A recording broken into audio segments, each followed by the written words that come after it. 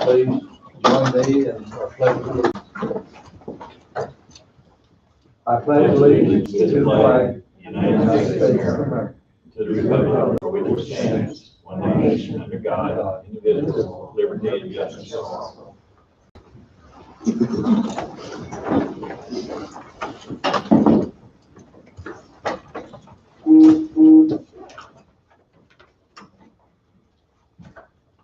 Our chairman of the board is away this week. If we should need to visit with Tom on a subject or an issue, he is supposedly be available by telephone. For those of you that, of course, here can see, and those of you that's on YouTube, Andrea Berryman is taking Donna's position as administrative assistant on May the 1st, and she's here with us, joining us here this morning. So, Andrea, welcome, and we look forward to working with you. Well, thank you very much. Okay. First order of business today, we'll approve the minutes as of the date of March the 29th. I'm sure everybody's had a chance to look them over. I'll make the motion. Tim has moved, I'll second. and Jesse is second. Any discussion? If not, all in favor say aye. Aye. Aye. Opposed? Motion carried 4-0.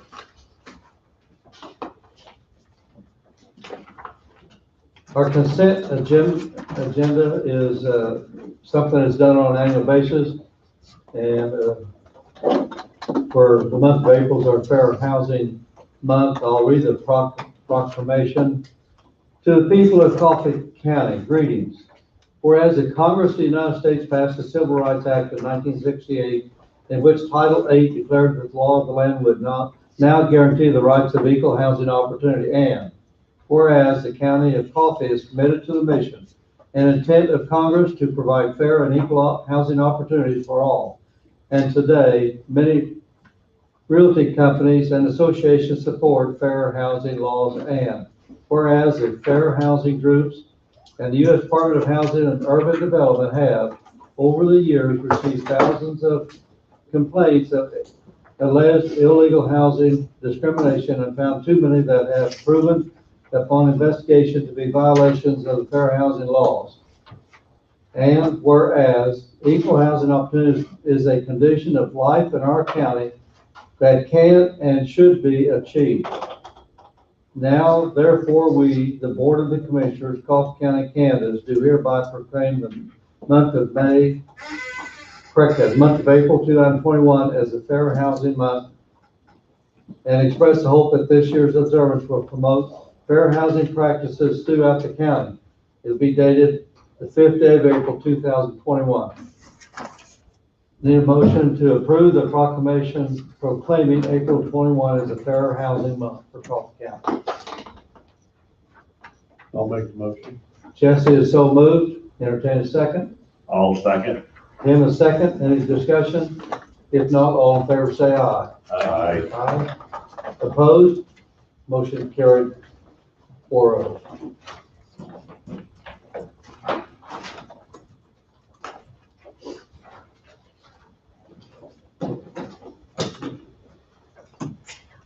Also, in our miscellaneous motions, move to reappoint Craig Nickel, District 2, as a member of the Coffee County Planning Board effective May 1st, 2021, and ending April 30, 2024.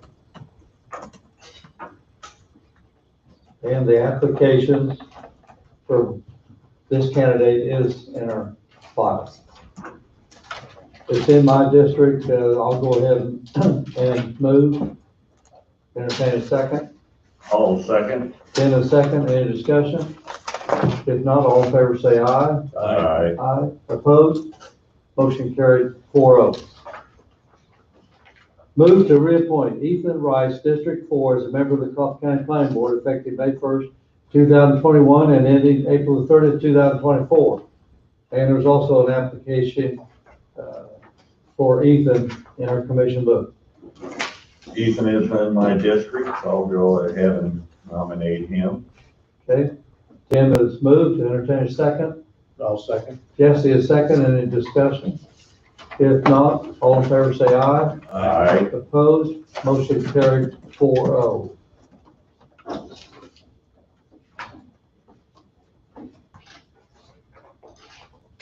Next on our agenda, hospital administrator Jeremy Peel have a meeting update. I apologize, I had a little trouble with your last name. Oh, that's okay. It's not the first time. Not the first time, won't be the last time, will it? No. Good morning, everybody. Good morning. Morning. Everybody had a great weekend. Have just a couple of updates for you all on hospital happenings. As far as our audit goes, this is the typical time when our audit is finishing up and or complete. This year is a little bit different with everything going on. The auditors have done the preliminary audit, and I think I mentioned to you guys last month, BKD does that audit for us, and they have gone ahead and finished the preliminary audit. They're going to finish our cost report next month, and then they're going to come back and finish the final audit after they have some of our cost report for the Medicare cost report numbers. So that'll be a little bit different. Typically, our final audit is issued prior to the cost report, that with some of the numbers being coming from the COVID funds this year, we're finishing the audit last. So we will know by the end of May whether we have a receivable from Medicare or not, which means that they would be giving us more funds than what we received through the fiscal year 2020. So we'll be looking for that and plan on having another update next month for you guys. I believe next month Juanita, our CFO, and I will be coming as well to look over and present our 2022 tax budget. So we'll be looking forward to meeting with you guys on that next month. As far as I can tell, what some of the trends that we're seeing on hospital revenues are that inpatient have been up slightly, about 5%, and our outpatient, which includes our clinic numbers, that's where we're seeing the biggest decreases, between 15 and 20% of our clinic visits and revenue is down. So we're continuing to work on that. I think that's a combination of things. One, some of the illnesses being down with flu and other things like that, and also some of the people's willingness to come into the clinic for things that they typically would have in normal circumstances. So I think as comfortability continues to increase, I think people will start coming back in for their normal, some of their well visits and things like that. So look forward to that. Other than that, we're trying to finish up a few projects that are COVID related that were funded by the HHS funding. Those projects are due at the end of June of this year. So some of those things we'll be able to accomplish. Some of the things we're unsure of whether we'll be able to complete or not, just because of the time frame that it's going to take. Remodel projects and things like that. Some of the funds that we were planning to slate for COVID funds are things like some distancing in our registration areas in the ER and the clinics, and then recoverings of some carpeted areas that are now carpet that would tentatively be slated to have like a techno laminate flooring. So those are some of the things that we're doing to try to update and be able to have cleanable surface areas, things like that. So we're going to continue to work with our team, our maintenance staff, and then some of the external things that we couldn't do in-house that we contracted out. And then anything that we can't get done, we'll see if it still needs to be on the agenda to have completed at future dates. So those are the things that we're working on right now. And I just wanted to see if you guys had any questions for me. something you mentioned a while ago about COVID being over. Do you think that a lot of the residents or people that did not come in because of COVID are going to kind of make it a trend where I don't need to go to the doctor's office every time I have a little sneeze or something? Yeah, I mean, that's a good question. I think some of the things that we're doing internally as a hospital are creating some systems where we can remind people when they have some of their well visits, things that they need to have scheduled, whether that be a mammogram, cancer screening, colonoscopy, things like that. Reminders so that people don't get 5 and 10 years down the road past, when they're supposed to have those done. And so that is a hopeful reminder that people will be able to come in and still have those things done. But yeah, that's something that is definitely a consideration, but the hope is that people will start coming back in and having their normal scheduled visits. It's always better to use our clinic and the emergency department when it gets to be after hours, and people have waited too long to come in and they have a fever or something like that and have to come in and be seen in the emergency room. You mentioned, Jeremy, some updates in the structure of the building. Do you have funds available that if those areas are not completed, where you got to send funds back? So we have funding right now that's available that if those projects don't get completed because of time frame, that there will probably be funds that will have to be sent back. On the PPP program, have you received the second round of funds on that program? We are working on the second round, and then the third round we don't believe we're going to qualify for, but we have applied for them and we haven't received any denial on it yet. On the second round, how many dollars is that going to amount to? Or no? I don't know. Don't know this time. Yeah, I know that the first amount was that 2.7. At 2.7. My understanding is it's supposed to be somewhere close to it. But haven't heard anything. Yeah, officially. I haven't, and I'll get with Juanita and see if she has heard anything yet on the funding amount. Anybody have any other questions for Jeremy while we got him? I'm good. Thanks for coming in and giving us that. Jeremy. Absolutely. Thank you guys. Thank you. Have a good one.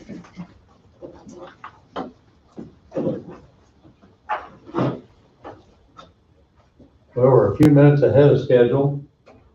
Could I say something? Absolutely, Angie. I was notified that they're going to have to cancel the meeting for the housing authority today. So, I'll need to reschedule that with So he'll Rhonda. be transferred to another week. Yes, and I notified Wayne, so he should be on the way up. Okay. I just got notice of that request. Well, I've seen a note was Yeah. delivered to you, so.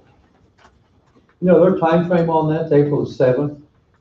By pushing this back a week or two, is that time frame of May the 7th going to be an issue on grant funding?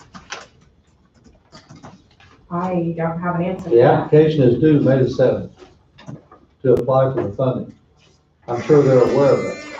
I would hope But they- on May the 7th, will be here before we know it. And that grant writing sometimes takes time. Were they going to be asking for match funding from the county? Well, this is grant funding, I think, from another source, but I can't answer that, Angie. I just know that funding, I'm sure that's from another source, but it's already got a specific date on it. I think that's just a notice to you. It's From what it looks due like. May the 7th. Okay.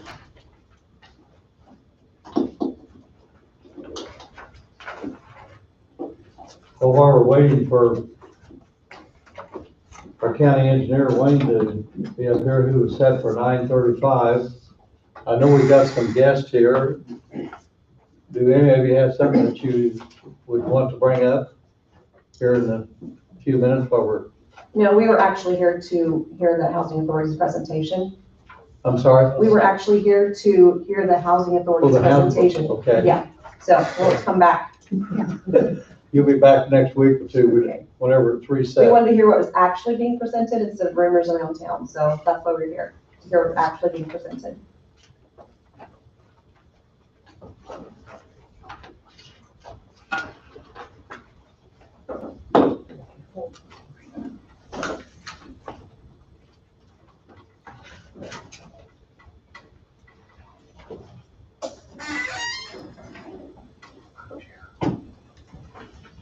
Try not to move.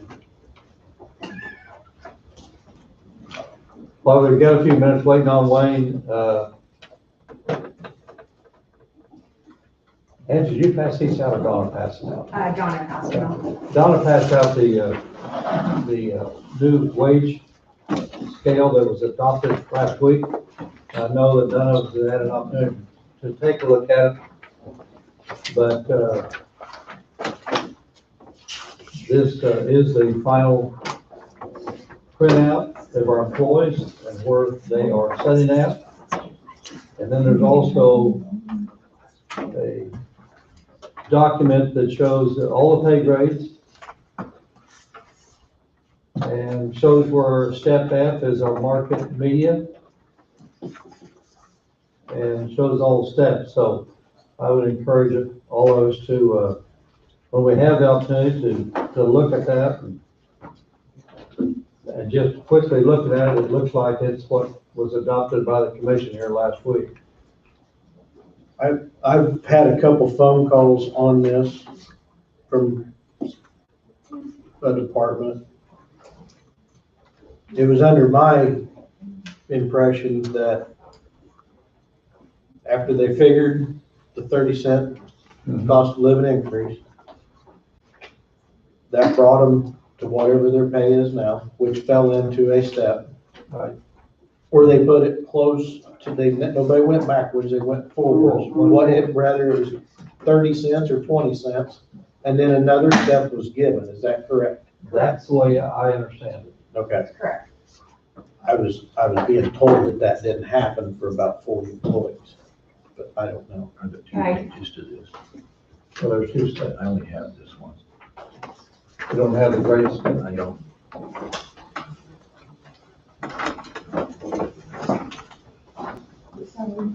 I have this one. We had a document in correspondence that we don't know who it came from, but is evidently an employee, so talking about that same thing. I haven't had time to review that, and the information that we have, we probably cannot detail that out Well, that's completely. Yes, Angie? Okay, so, I think the correspondence you got was in between not giving steps from 2 weeks ago to going ahead and giving the steps this last week. I'm thinking something might have gotten crossed there, but I'm not sure. So last week, after you guys passed this, I worked back and forth with Lisa again to make sure that it's exactly what you guys wanted. It was, okay, so employees had their 30 cents for cost of living, and then we were to get them on the chart, whatever that would be, closest to their pay without losing. So we got them on the chart, and every employee that, could move up, moved up a step. Right. So, we've gone through every single employee. I have also went ahead and sent this to CIC so they can start building the background. So when we start to enter, we're ready to go with that. Right. So we worked very hard last week to try to get this implemented for April 30th. And fingers crossed, it'll still happen, but, I wanted to get that sent up to CIC, so. But everybody did get placed on the chart and not to move a step unless their evaluation or something else would prohibit that. But I haven't heard anything from anyone yet, so. Was there any evaluations that were held back that you're aware of? I haven't heard any.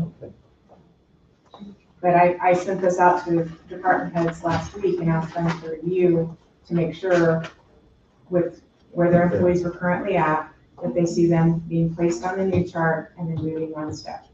Now, there's some that are gonna make they're gonna have more dollars in their step than others, but that's the nature of the new system. Because that's where they fell in, the study itself. And you might have a person who might have gotten placed on the chart pretty close to where they're at, and then maybe it's 4 cents to move, or whatever, I don't know. I mean, it might be 4 cents to get them on the chart, somebody else, it might be 50 cents to get them on the chart. So there is some of that you'll see.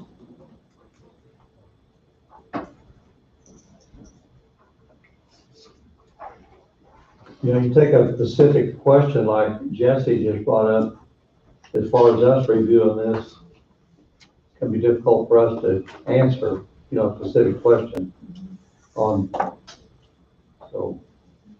Well, and there's- that was my thing, last I knew, I think I got this phone call Wednesday maybe, last week. And then, I said, well, it's my understanding that the chart that we brought in, there were some changes to it, there were some mess ups, I don't know where at. It was, yeah. Wasn't brought into my attention, it's just there was something messed up with it. So I said, whatever you're looking at right now, throw it away. Right.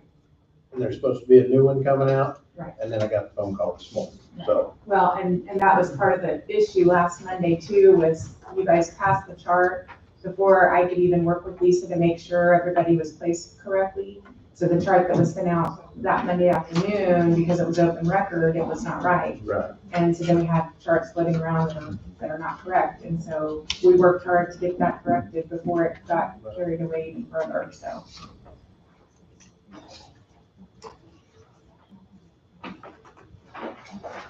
I think, with you and Lisa spending untold hours on putting this together, especially the last 3 or 4 weeks, and to all those that worked with you, along with you, I think we need to extend a special thank you, for all the work and due diligence that's been put into it. Thank you. That's not saying it's exactly perfect, We're hoping but it is, but- that's what our assignment was, if you want to call it that. Our assignment was to do a wage study by a professional firm. And like we said several times, we know it's not going to be a perfect fit for every employee. But hopefully, from here on down the road, it'll be a good tool for us to work with. I thank you for the compliment and recognizing the hours we have put into it and trying to make sure that it'll be as accurate as it possibly can be. And we may make a mistake because we're human, but hopefully maybe we'll get lucky and won't make any mistakes. Is your target date April 1st, where the new payroll will be effective on the April 1st day? That is what we're shooting for. Your target date is still April 1st. If all goes well and we don't have any issues with our software company, but we'll see how it goes. We'll know more here in a week or so. I'll keep you updated. Anybody have any other questions, comments? Well, my thing, I know there's some upset people out there, employees of the county, and it's not a fit for everybody. Some are greater and some, it's just, everybody's gonna get on the same schedule, and I hope it will improve, and I hope the employees understand that, this is a heck of a task that was taken on. Yeah, it might not be 100% of the end result that they hoped for, but it is progress forward, and hopefully everybody can see that it's for the greater good. Well, it was a long time in coming. I know I've only been here 4+ years, and I think probably just after the 2nd or 3rd year, the work on this had been going on for some time, so.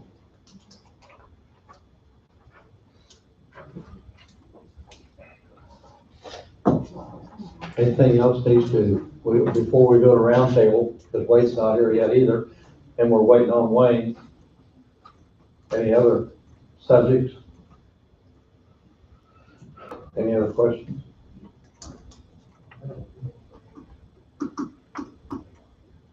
I've got some things for Wayne, that's about it. Wayne's got quite a few motions here. What's going on there? He's gotten bids in on 4 different asphalt projects. And then 3 positions that need to advertise for, so it'll take one little bit of time just to go through all this.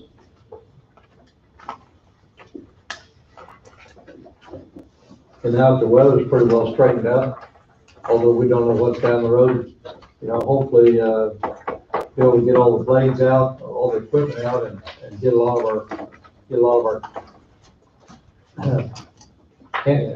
county work caught up on.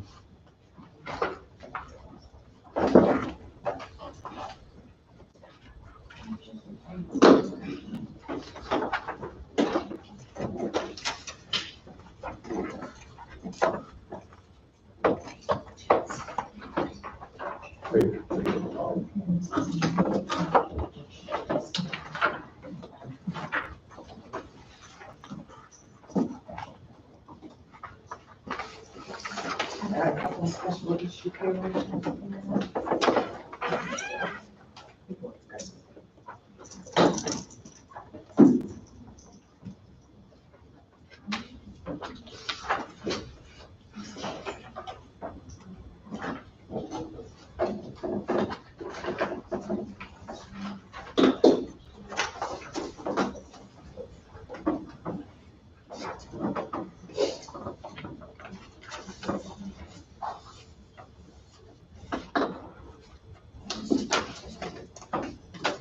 Don has weighed in this morning.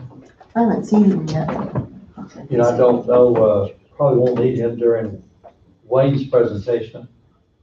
But unless something comes up, it appears that we're gonna be ahead of schedule some.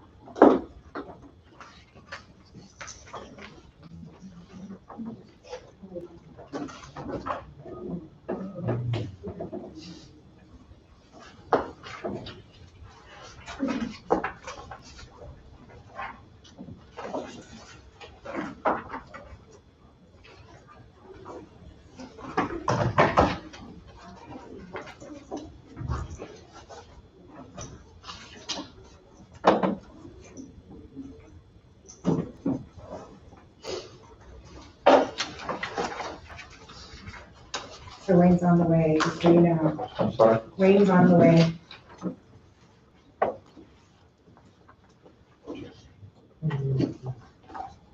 How many of us are living? Oh, gosh, Not approved. reading.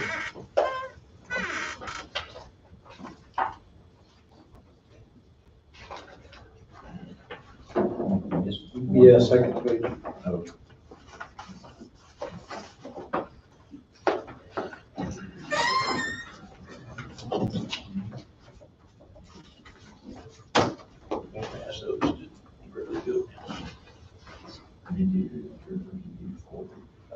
Bob, on this housing deal, Took it home. that property the county owns, this map is totally not clear. Exactly where is that location? Sheriff, what they're looking at I right was gonna get north early. of Meadows, I'm gonna do it with Tom. the hospital owns the land. How many acres is the hospital own? Can I go first? Is that what Steve, that's what Steve Collins farm? I mean, I'd take it out my own. You said, Oh. Money. Oh. Right, it's just a Like meadow. 1970. Oh, you need proof. well, that's right, it's south across the street. Steve farms everything on the north I side. get them. Yeah, I it's hate on one. south. Yeah, this on the south. Between Cross Street and the And they're. Okay, I can recognize it now. It's not a very good picture. hospital land. And they're. Good big. Okay. But we won't need him about it for 30 minutes, because it looks like we'll be a little bit. This week, like, So that's a recognized from there.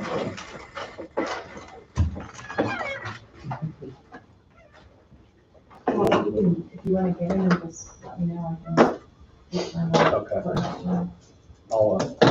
I'll get some pricing.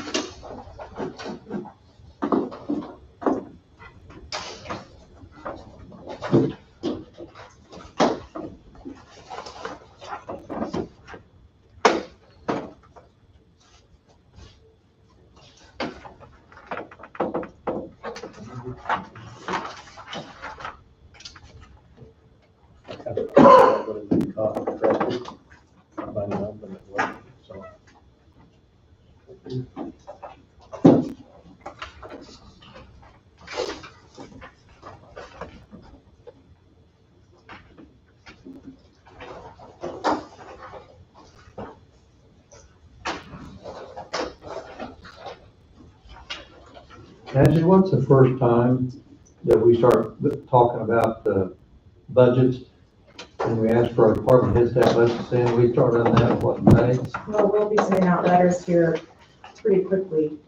When do we need to set the limit on personnel cost increases and other Well, you have your contracting? administrative assistant do that.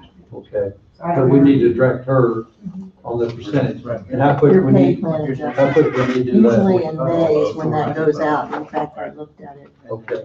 So you'll let But us you know. do need to be thinking about how you want the department heads to proceed. Okay.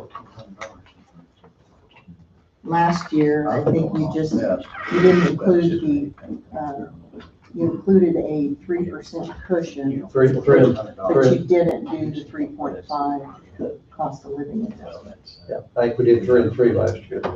Well, I think you just did 3%. Well, I think we did 3 for the business part of it, didn't we? Just the cushion. You didn't do That is, just the 3% cushion. You didn't do the 3.5.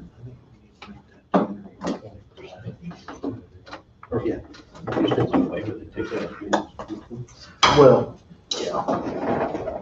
See, to promote more. I'll bring that.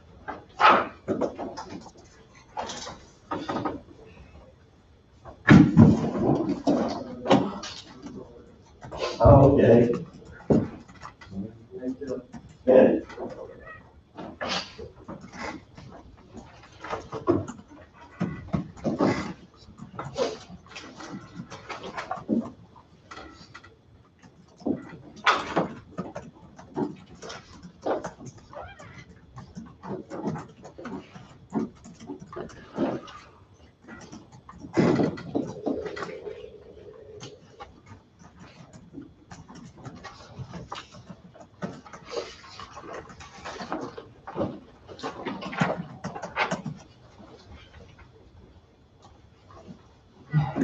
Done. Ready for me? Come on up, Wayne. All right.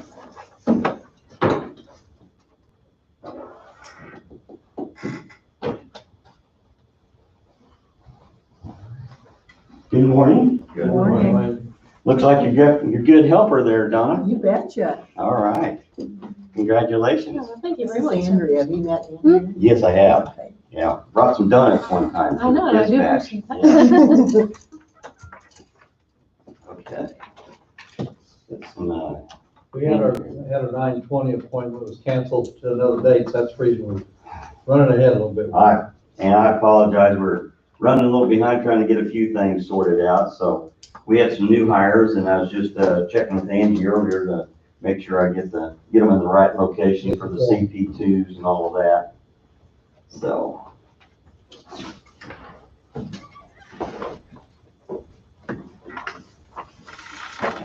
So with that too, I got several motions. So if you like, we just do the routine stuff that's already been handed in. And, these would be basically no road permits, one zoning permit, and then all the motions that you see are the asphalt bids that were received. And so, we could start with those if you'd like. The latter part of those motions also talks about that culvert replacement on 7270. It's a 72-inch, 70-foot. That's the one over on Zurich Road. That's motion number 24. Okay, so that's one we talked about here last week. The heavy equipment operator position, these are all vacant positions that we're asking to fill. And so those last three on that, number 25, 26, and 27. Are those the heavy equipment? Is that, I mean, how long have they been vacant? Well, we've had, I mean, since the COVID and all of that, we've had probably 3 or 4 vacants So it for was almost a year. almost a year. And just back and forth. We've lived without them, those positions for almost a year. Is there any need to fill the positions? Well, that's one that always comes up, so I really take advice from you how you'd like to do it, but the way I understand it is our 52 positions that we currently have, which we've had some discussion with Russell when he was here, is to say, okay, how many people do you need to have for support of the Wolf Creek plan? Okay, nobody has in their plan book exactly what that number is. All right, and then when we ask for it, all we get back is to say that the last report from FEMA was said that you had adequate enough people to cover the plan, okay? But they From didn't the say highway what number it department, was. but they did not give a number. And then when you look in the book, then what you have, and some of the discussion that Russell had too, is when you start listing all the responsibilities for the highway department, that's part of the plan. You'll also find too that there's more than one position somebody may do. For instance, they may do basically the setting up the barricade, but then they also may do the decon as well. So they have multiple positions already. They also have evacuations part of it, or route alerting and such as that. So that's all part of the plan. So that discussion has been going on for years. When I started, we had 61 employees. We went down through mostly retirements. Folks would leave, and we came down to the 52. So we came down here and we said, okay, what is the bare minimum? We stuck with 52 at this point. If there's something different, it'd be up to you to decide. Keeping in mind too that I can show you not only our 2021 construction book that we present, every year that you see those. We don't get all of those finished from the crews that we currently have. Then you also have about 4 to 5 pages that Jeff and Ryan keep for extra requests that we have that we're still working on. There's some of them that might be a year or 2 old that's actually in that request. Of course, then what we're doing is we're trying to say, okay, we're gonna take care of the ones that are safety related first and address those. But we still have requests that need to be addressed. There might be a drainage issue or something like that where water's kind of backing up in their yard or in their fields and things like that. It still need to be addressed. So that's where that 4 or 5 pages kind of come in. And so we do what we can with the folks that we do have, but really kind of the key question comes in is we're here supporting, one, obviously the citizens of Coffee County, but with the funding that we receive from Wolf Creek, I don't know what the number is, 80–90% of the tax base comes from there, is the idea that I understood was we were working under needing to support their operation plan or their emergency preparedness plan. But there's no numbers out there that's been presented, so. No numbers. No, I leave that up to you. That would have to be a discussion that the commission would have that. Mine is just like anything, if you reduce numbers, you also, we're service-based. I mean, that's all we do. We do not basically produce a product. We don't manufacture anything. We basically provide service. And so once you reduce service or reduce numbers, you reduce service, and that's kind of where things go into play. But it's up to you, whatever your numbers is. It will definitely impact the work that we can do. When we're doing the asphalt projects during the summer, it's pretty much all hands on deck to try to get those done. And so we do all of our chip seals. Currently, right now, we do a chip seal with a fog seal over it. Last prices that we had was somewhere around $22,000 a mile. Contract-wise, I think what somebody had reported to me was like $28,000 to $30,000 a mile. That's what you're trading off. If you don't have enough people to do the work, then you're going to have to contract it. And so I leave it up to you as the commission. I mean, if you're wanting to reduce the numbers, just, tell me what you're not wanting to do. So all three of these positions have been vacant for quite a while? To get, right down on the details, to be specific, Bob, I can't tell you exactly. You know as well as I that when we have vacant positions, there's people inside that basically move, and some of these are basically movement. So when you get movement, then you basically vacate another one. So for example, we have a heavy equipment operator that's moving to tradesman through today's actions. And so now that makes us vacant heavy equipment operator. So that's kind of where it's at. It's Vicious circle. it's a circle, but ultimately what you're saying is, you know, we have 3 vacancies right now to make us full staff to 52 currently right now. But each one of these actions, basically something else happened to get to that point. Chain reaction. It is. When you try to give everybody opportunities in-house first. It's probably one of those subjects where there's no way to arrive at a magic number. And then you've got vacation and sick leave, which you got 5% or 10% of your employees given or away from work on any given day. Absolutely, and that's exactly right. That takes your deal down from 52 down to 47. I'm not saying that's every day, but you've got that potential. Yes, sir. And, you know, whether 52 is right, I don't know. We might be better on 54, we might be on just as well on 46. I don't, Jesse, I don't know where those magic. Well, there, you know, and there is a point in time that I've seen in my lifetime, that sometimes it just arrives at the magic number. You know, you've been at this number for almost a year. Maybe the number that you're at now is the magic number to keep keep things full. You know, because your bottom third is always going to be, you know, open, so to speak. COVID though has been a challenge in itself, and there's been a lot of work that's been, because people were gone. I mean, we had, at one time, we had 20% of our working force gone because of COVID. So that's been a challenge in itself. So it's not necessarily a normal year to gauge what you're thinking.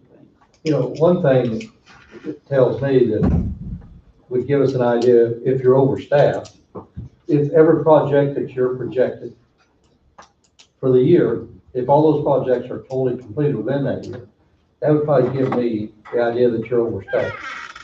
But I know for a fact, some of the projects are 1 and 2 years old.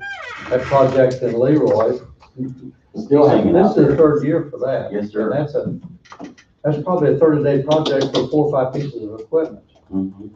And so, And the easements and everything else that goes along with it. yeah, We're trying to get Bridge 6A, the engineering, so that's funded, that's a partial funding from the state. So, you know, we're struggling trying to get the work that we have finished up.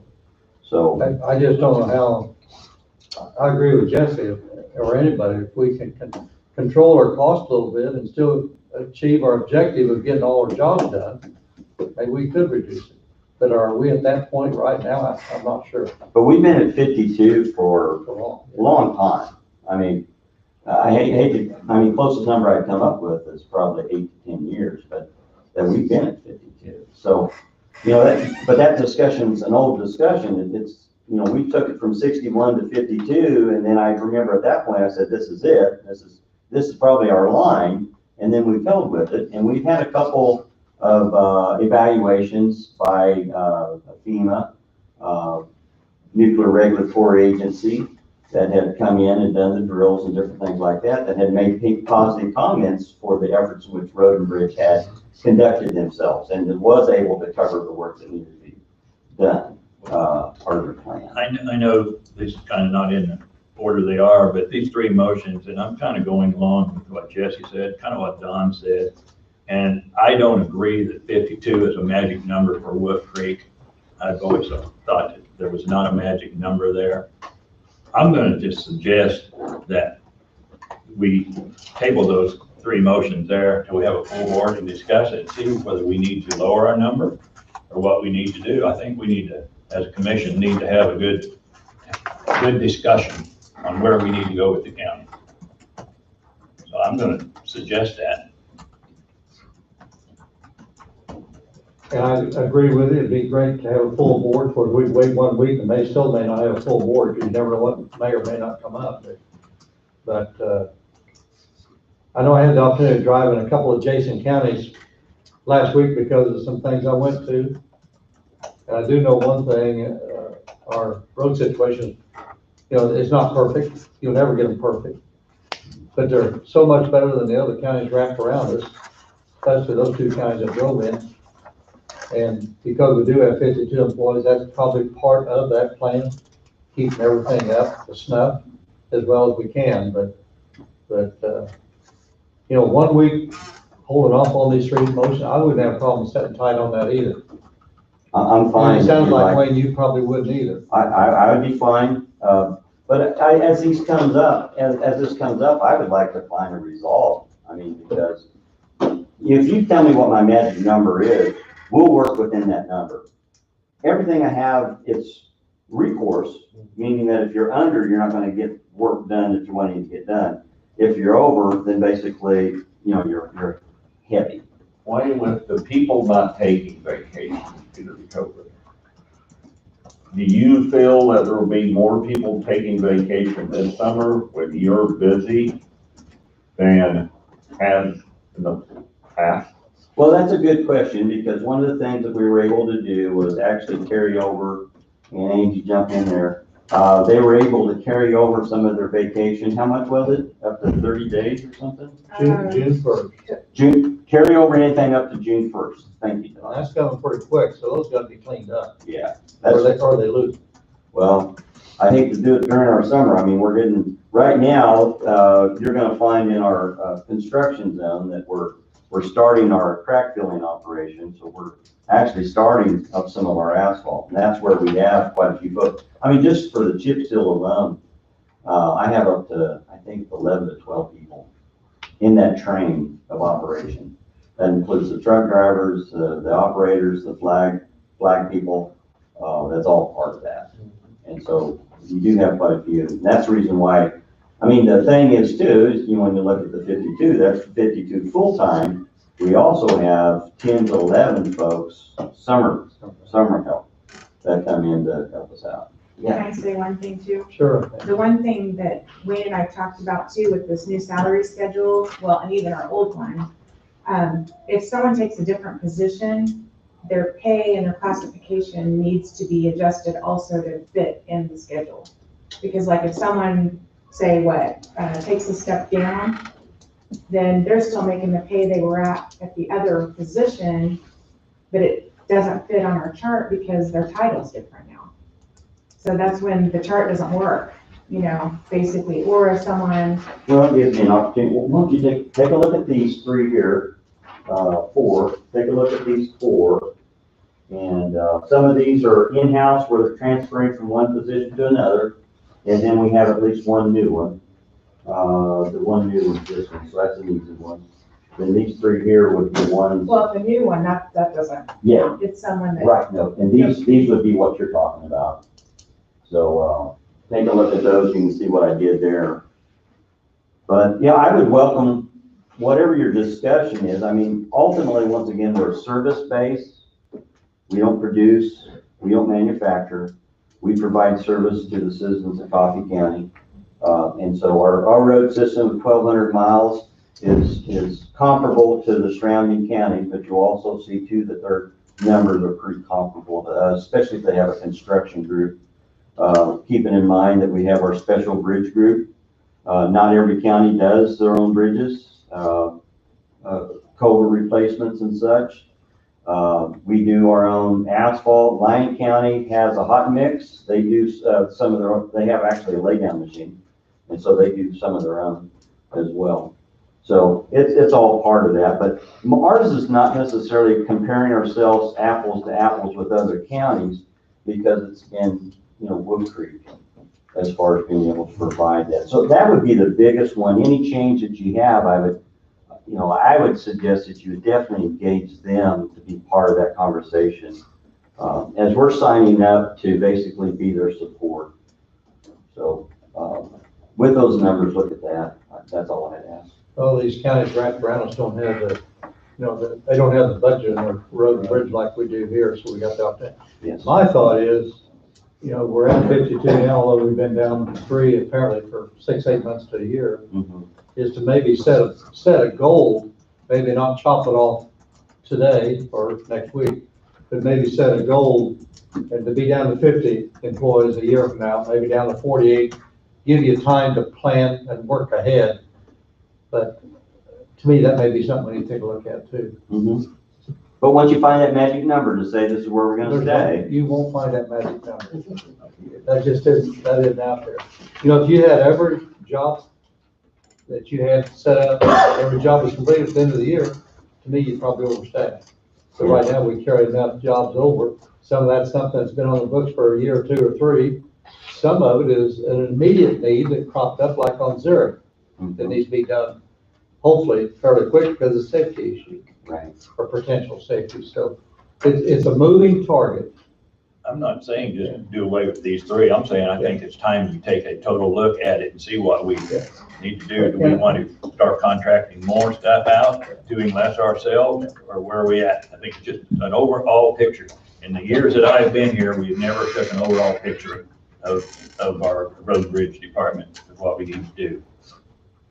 One of the things that Wayne mentioned a while ago on the chip and seal, and those numbers are not exact, but we're doing 50 or 55 miles every year of road chip and seal. Mhm. It takes 50 miles, and if we contracted out to $6,000 more money, that's 300 grand.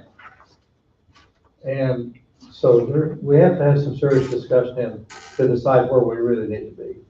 And maybe we just need to gradually back off the employment over a period of 3 or 4 years and reach a comfort level. I think about all of the stuff that we would contract out, probably nearly all of it would be at a higher cost than what we could do ourselves.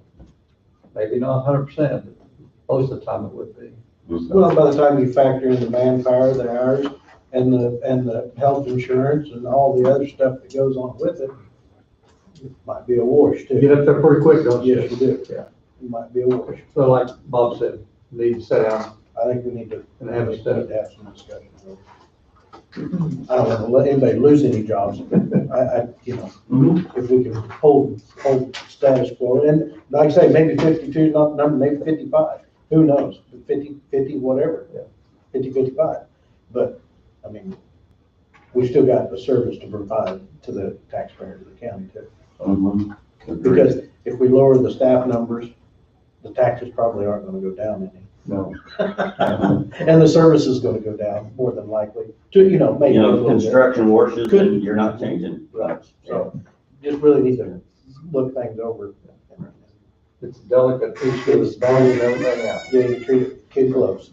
Yeah, This set tight till next week, till hopefully we'll have a full board here next week.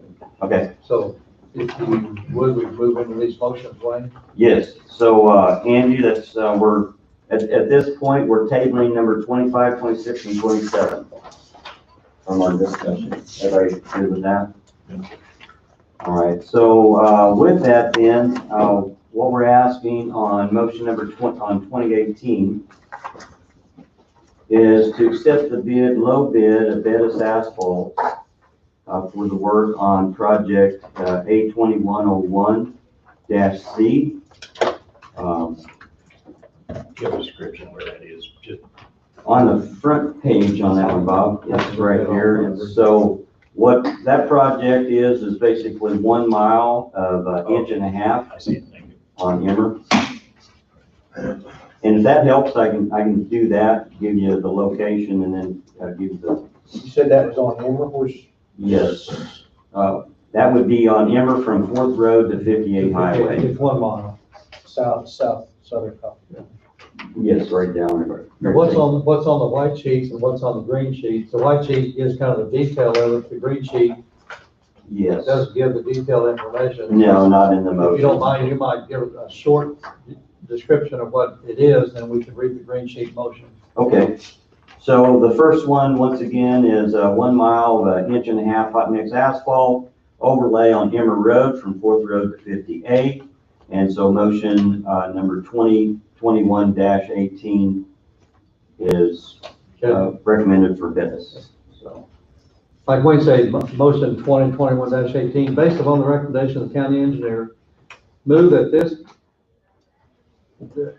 bid received March 31st, 2021 by Bettis Asphalt Construction, Inc., Topeka, Kansas, amount of $113,152 for hot mix asphalt, project A2101-C, funds to be paid from the general fund, Public Works asphalt line item. And there are 4 bids there, and the Bettis bid of $113,152 is the low bid. Entertain a motion to approve. Now, this is best bid, not low bid, Okay, best. correct? Well, it's, In this case, it's all these are low. it's low bid. I mean, the engineer's estimate is just a guide, so I'm not, Where's the health department? Up the stairs is $1,400 difference between APAC and Bettis. Roughly $1,434. APAC is, that's correct. Yeah. Bettis is low bid, and, Yes. Yeah, I agree, Bettis is low bid. they're, and those 3 companies, APAC, Bettis, and Kilo, are the 3 that basically we have used quite a bit in this area, and we're very satisfied with all 3 of them. I just know there's some issues with 75 Highway when Bettis redid the 75, they did an awful lot of milling, Yes, and, that's why I was going off best bid versus low bid on that $1,400. I'll make that motion on that one. Okay, Bob has made a motion. Entertain a second. I'll second it. I'm sorry. I'll second it. Okay, Jesse, second. Any more discussion? If not, all in favor say aye. Aye. Opposed? Motion carried 4-0. There was discussion, but Jesse mentioned that fact of a lot of milling. If we run into that same thing, we're gonna make them do all the milling too, right? if it's, what you have, if it's rough and undesirable, there are things in the contract that basically allows us to have the contractor redo work. So there are things in place. What you're looking at on 75 highways, they run a profiler draft. We do not have a profiler draft. So we just run it from the seat of our, when we're driving the truck. Okay, so if there's a bump or something like that needs to be either ground or filled, then we approach it that way, so.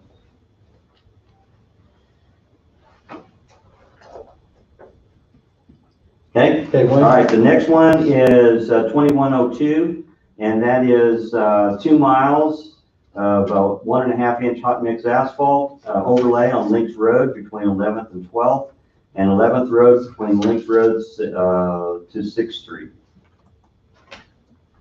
Okay, the motion 2021-19. Based on the recommendation of the county engineer, move that the bid received March 31st, 2021 by Bettis Asphalt Construction, Inc., Topeka, Kansas, in the amount of $196,005.30 for hot mix asphalt. Project A2102-C, funds to be paid from the general account Public Works asphalt line item. You know, we got 2 miles there, and yet the bid is at 196. The first one was 1 mile at 113. To me, there's a discrepancy in those 2 bids, because you look at it the way I'm looking at it there, the 196 is only $98,000 a mile. The biggest one that we have on that, Don, on this whole thing for, this is probably one of the few years that we have short length projects, 1 mile, 1.5 miles. And so you're going to find this throughout the whole course. So now what you're dealing with is actually the location. How long does it take to get the product to the site?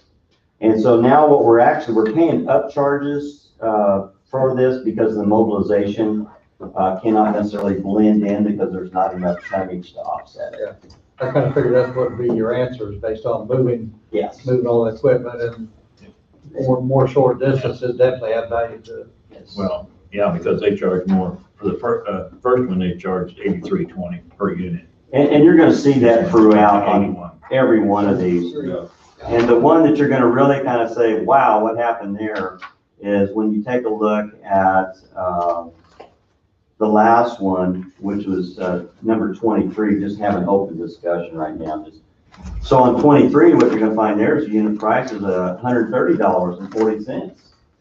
And so what's happening there, that's the little section up there by Vito, the one over there by Four Rivers. But you have small tonnage, you only have 1,400 tons. You're gonna pay for that. So you're paying for, you're paying for the mobilization. So this 119, that is actually 16th Street for Burlington is actually what we're covering. And then it goes to from the 11th Road. It's on, Links Road from 11th to 12th, and then 11th Road from Links to 6th Street.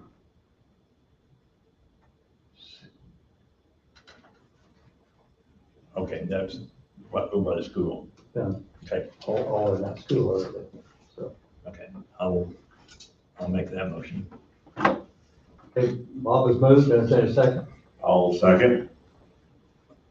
Tim, a second. Any further discussion? I'll hesitate a little bit longer in case somebody needs to. All in favor, say aye. Aye. Opposed? Motion carried 4-0. Okay, and the next one for 2021-20, hot mix asphalt on project A2103-C. What we have is project approximate length is 2 3/4 miles of 1.5 inch hot mix overlay on 11th Road from Planter to Quail, and Quail Road from 11th to 12th, and 14th Road, Capper to 0.25 to Links Road. And so that would be the location. This motion is 2021-20. Based on the recommendation of the county engineer, move that the bid received March 31st, 2021 by Bettis Asphalt and Construction Inc. Topeka, Kansas, in the amount of $277,248 for hot mix asphalt project A2103-C. Funds to be paid from the general fund, Public Works asphalt line item. I have a question on that. Everything seems to be over there except for the very last part, and then we got a 1/4 mile way back over here to the west. Capper to Links. Everything else is Planter and Quail is way over east. Do you have your 2021 project book? I did not bring it along with me. If you have your 2021 project book, you'll find basically your map in there. And so that'll help with the location. I just noticed that was, we have one little way off from where the other is on that.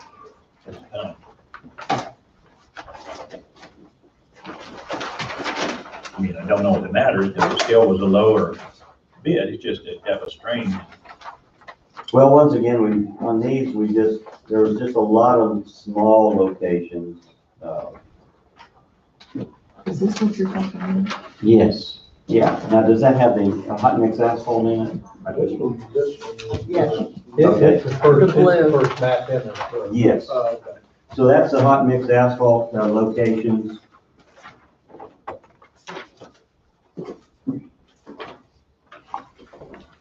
Thank you, Donna. All right. So what you have up there, let's see. So just double check that one.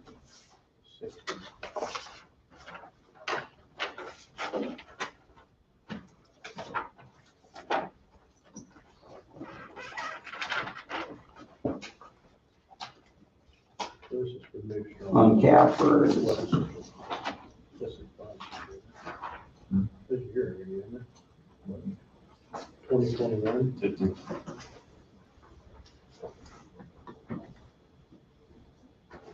Okay, so on 14th, so we're on 14th Road from Capper to Point, okay.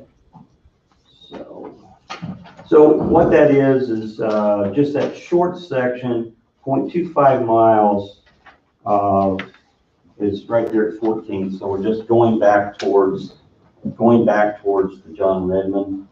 And so Just that a little would be loop around New Strong. It's just Right into it. South edge of New Strong. Southwest corner of New Strong. Yeah. Okay. Okay. So, And the other on that though, How's that hurt the road when that water backs up over that? this is not that, this is yeah, not part of that project. yeah, that road you're talking about or visiting about is 16th Road, which, This just goes when it starts, curve starts right down, it stops right there, this little project. yes, it does. So what you have there is you had the dredging operation. You had a lot of activity on that road a couple years back, and so now we're trying to go back and put an overlay on it.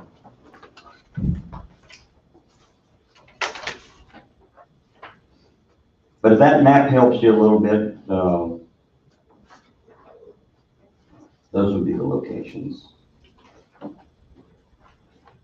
So the motion 2021-20 is where we're at. Okay.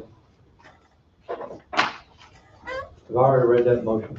Okay, did we have a, I think you did. I think I think we're ready for, we're ready for the vote. I'll make a motion. Okay, Tim is so moved. Entertain a second. I'll second. Jesse is second. Any other discussion? If not, all in favor of 2021-20? Aye. Vote aye. Opposed? Motion carried 4-0. okay, and the one that you were just visiting about, Jesse, so 2021-21 is hot mix asphalt, 2 miles of 1.5 inch hot mix overlay on 16th Road from Cafford to Links and Cafford Road from 16th to 17th. So you had a question. Does that basically affect that asphalt when it's basically inundated with the John Redmond? It does, but we had done some basically on the four slopes.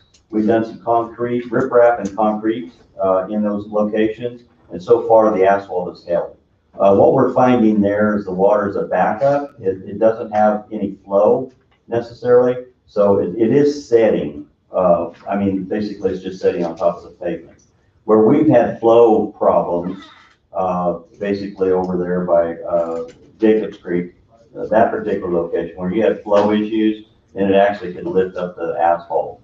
They just didn't know about saturations. It does. underneath, Yeah. Which there's really not that much, there's no heavy traffic going over that. There's not a lot of heavy traffic. I think there's one guy that drives a truck that lives down that road, but he's not taking his truck. But so far, we hadn't had a major base issue, but normally you would, but yes. Okay, so that's 21, and so the motion for 21 would. 2021-21, based upon the recommendation of the county engineer, move that bid received March 31st, 2021 by Bettis Asphalt and Construction Inc. to Pete, Kansas, in the amount of $229,068 for hot mix asphalt project A2104-C, funds to be paid from the general fund, Public Works asphalt line item. I'll move. Bob has moved. Entertain a second. I'll second. Tim is second. Any discussion? If not, all in favor, say aye. Aye. Opposed? Motion carried 4-0. Okay, this next one is up there by the Lebo area. And so 2021-22 is what we have is approximately 2 miles of 1 inch, or we have 1 inch milling and 2 miles of 1.5 inch hot mix asphalt.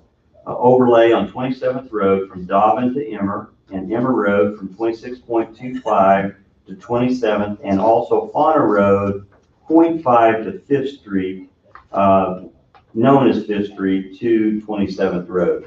So all of that on your map is what we're visiting about up there by Lebo. Also too, just for some discussion, the milling is only from guardrail to guardrail at the city lake. That's all we're milling because we're not wanting to elevate that asphalt because of the guardrail.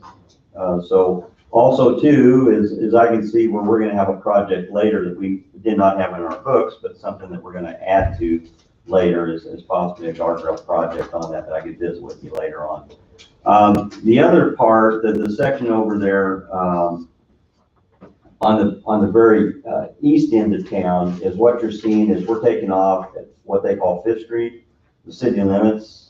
And then we're going north and then just right around the curve. And then we're stopping there. We've already done some work as far as some subgrade work, but it doesn't have asphalt onto it. So we're gonna try to place some, chip seal on that material prior to doing the hot mix asphalt. So we can kind of stabilize the base a little bit more. But that's that would be that project. So. Okay. Motion number 2021-22, moved upon the recommendation of the county engineer. Move that the bid received March 31st, 2021 by Bettis Asphalt and Construction, Inc. to Topeka, Kansas in the amount of $196,495 for hot mix asphalt, project A2105-C. Funds to be paid from the general fund, Public Works asphalt line item. Question, they are not the low bid on that project. APAC's a low bid. $196,145. Yes. I would like to revise that motion to APAC. Oversight on my part, I apologize. So, we did not have did we have a motion? We haven't had a motion yet. Hadn't had one yet. Okay, Don, could I revise that motion To be to, APAC instead of Bettis. that would be correct. And then the amount would be $196,145.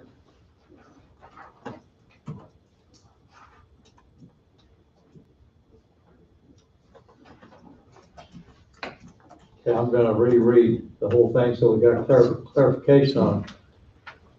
Motion 2021-22, based on the recommendation of the county engineer, move that the bid received March 31st, 2021 by APAC Out of Emporia, Kansas, out of Emporia, Kansas, in the amount of $196,145 for hot mix asphalt, project A2105-C. Funds to be paid from the general fund, Public Works asphalt line item. thank you for catching that. I'll make the motion. And Jesse has moved, entertain a second. I'll second. Tim is second. Any other discussion? If not, all in favor say aye. Aye. Opposed? Motion carried 4-0. Okay, then the last one, for the asphalt projects that we had approval to take bid on would be up there by Vito Junction. And this would be the stretch that's just in front of Four Rivers. And so what we're doing there is, milling off an inch and then, shaping that to the existing, gutter pans that they have, driveways that they have, and then putting down an 1.5 inches on an average. So, and we're not trying to build anything up above those drives, so taking in mind that basically the way that drive slopes up, we're not wanting to build up any asphalt to make that more difficult for truck traffic. So that would be the last bid. And as you can see, I mean, the numbers were fairly high for the unit, but once again, you got small tonnage. They still have mobilization costs and such as that. And so that's not unusual. As I make note down here, as per past history, the bid value for the project estimate reflects a small volume of asphalt with mobilization costs in the unit price. Things that we've seen before. So the recommendation would be Bettis. Okay. Motion 2021-23, based upon the recommendation of the county engineer, move that bid received March 31st, 2021 by Bettis Asphalt and Construction, Inc., Topeka, Kansas, in the amount of $23,590 for hot mix asphalt project A2107-C. Funds to be paid from the general fund, Public Works asphalt line item. I'll make that motion. Tim has moved, entertain a second. I'll second. Jesse is second. Any further discussion? If not, all in favor say aye. Opposed? Motion carries 4-0.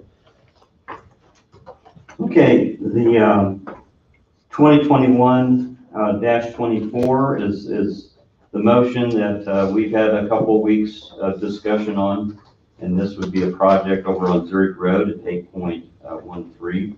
This is replacing the existing culvert. It also involves some excavation, channel work, also some easements that's going to be involved a little bit as well. Some of the previous discussions that we had to improve the safety. As you've had a chance to go out and take a look at the project, you can see on the east side that approximately about 6 feet away from the existing road surface is the ditch is just a vertical drop about 4 feet. And so we're trying to improve that. The pipe itself is definitely a maintenance item that needs to be replaced. Discussion that we've had is actually the flow line portion of that pipe is rusted through. And so that's the reason. It's not part of our 2021 project book. So this would actually places this as a project for us to be able to do. You have an estimated cost on that? At this time, we're seeing the pipe cost is somewhere around $13,000 at this point. As far as the work itself, I can see that we're going to be there about a week worth of work for the most part, but I don't have an estimate number for you on that involved. I mean, is it going to be over 20,000? I would say it's going to be right near that, I mean, 20 to to 30,000. me, if it's probably. not going to be over the 20, it's just a regular maintenance deal. We wouldn't even. Well, it's a little special because we're going to acquire some easements and drainage easements onto it.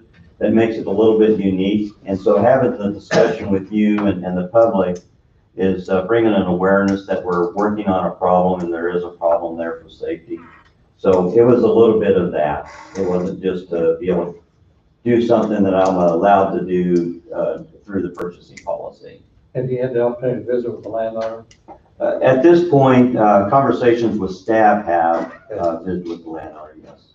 I think they'll find out they're very good to work with, and it is a project that needs to be approved, so. Yeah.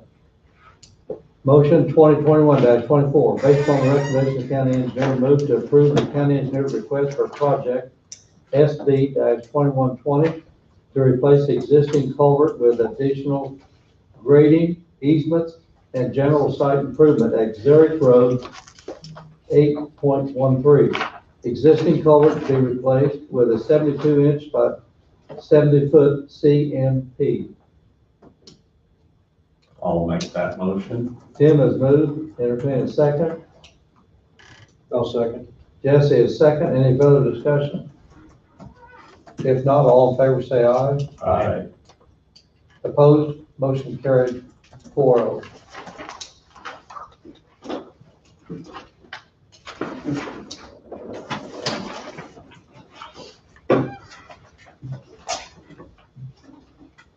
What else do you have for us, Wayne? These are the CP2s that I had Angie take a look at. I want to just hold on to one. If I'm short one, I'll get it back out. Oh, those are CP2s? Yeah. All right, so Angie has the CP2s. And so what these are previous motions to allow to fill. And so as you can see in here that a lot of these are basically transferring over. They tie into the discussion we were talking about holding on 25, 26, and 27. I know it may be a little bit confusing, but 25, 26, and 27 is actually filling the positions of these that are moving.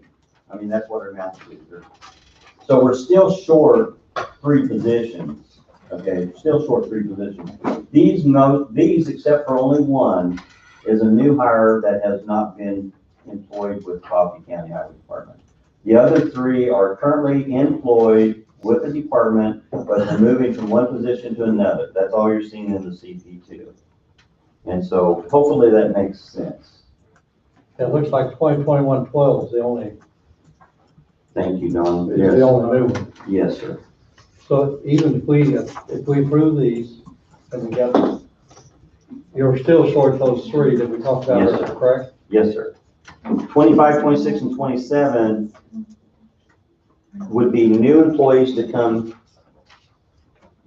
from outside the department.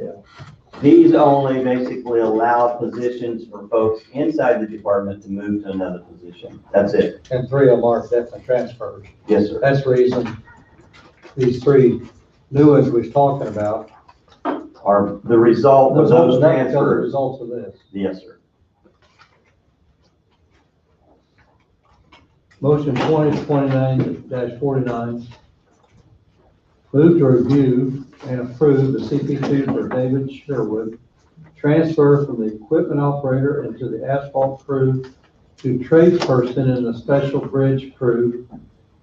Full-time, subject to a regular IPP. Wage classification to transfer to the new wage classification as CP5, correction, 35P, with a wage of $22.60, effective April the 5th, 2021. And you approved all those, Angie, and looked at them? Well, See if they I have- mean, you're doing promotions, so All that's good. different. It's when what I was talking about earlier is when you have someone in a higher position and you take them to a lower position. If they don't get classified on the chart properly, then the dollar figure doesn't match. Well, what I was just, I mean, did I do it right with our new chart? I mean, that's really all I'm asking. If you feel that I have, that's, so. So this individual didn't change any. No, sir. That put him in step P, which is currently, I assume, where he's at. Yes, sir. Okay. The one that Angie had sent out here last week. That's right. He'll- And I think on that CP, do you have the CP2 in front of you or a copy of it? Yeah. Yeah. I gave her a copy, You got it, yeah. okay. So on the CP2, if I may, you see the changes, any changes? Everything. Okay. So he's still 30, 30, till 35, 235. Yeah. From 2260 to 2260. So it'd be the same level as it was yes. previously. And then the other ones, I think, if you look at the CP2, from to is really what the difference would be. So like if you look at the There DeWitt, is a slight difference in the other 2, but it's very little. if you look at the DeWitt, he's currently a 35 on the scale. He's getting converted to 40B. From a tradesman to a crew leader. So he would be basically what we call a leadman. Or training, or, from a tradesman to a leadman. That's the reason why that's a step up. Let's go ahead and take care of the first one before, to me, let's take care of the first one before we bring the others in. Yes. John, have you read the motion? Yes. Oh, Yeah, 2020-49, I've already read the motion. all right, I'll make that motion. Tim has moved, No second. Jesse second, any further discussion? If not, all in favor say aye. Aye. Opposed, motion carried 4-0. So Billy DeWitt filled a vacant position. We had the vacant position was a leadsman position in the asphalt crew. And so with that, this would be approving the transfer of tradesman to leadman. I'm gonna bring this up again. I think we get awful top heavy down there. We have leadsmen, we have foremen, we have everything else. I don't understand why we just don't have a foreman or a leadman and everyone else is in that. We seem like everyone has a special title. Why, I mean, I don't know why that is. Well, and as you said, we've had this discussion before. What you're gonna find is through the time of moving from 61 employees down to 52, is you'll find that actually there's been several work groups that don't have leadmen because of our previous discussion. The ones that we have kept leadmen and the ones that you see in our employee organization chart that allows a leadman to be in that position that has been previously approved is all we're filling is basically what we already currently have in our organization chart. So we're not changing anything. We already have a previous organization chart that's approved, and that's filling the position. So we've had these as four, before, but we do have a need for a leadman in the asphalt group. As you can imagine, that the asphalt group actually splits sometimes, as one may be pothole patching, one may be crack filling, so they do split. They do have a leadman or a need for a leadman to continue to manage other groups. So your leadman in some of your charts are technically supervising one or two people under them? They could, where they would split off as a They could, where they group. split, but they are still doing the daily work. They're still not doing, That's correct. they're absolutely doing the work and not basically supervising.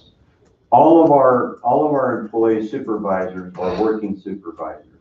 So our foremen are basically boots on the ground supervisors.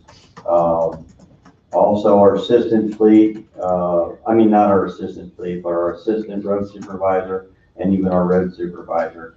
They get into equipment, they get into trucks, and basically they'll do the work like everybody else as well. So we have working supervisors.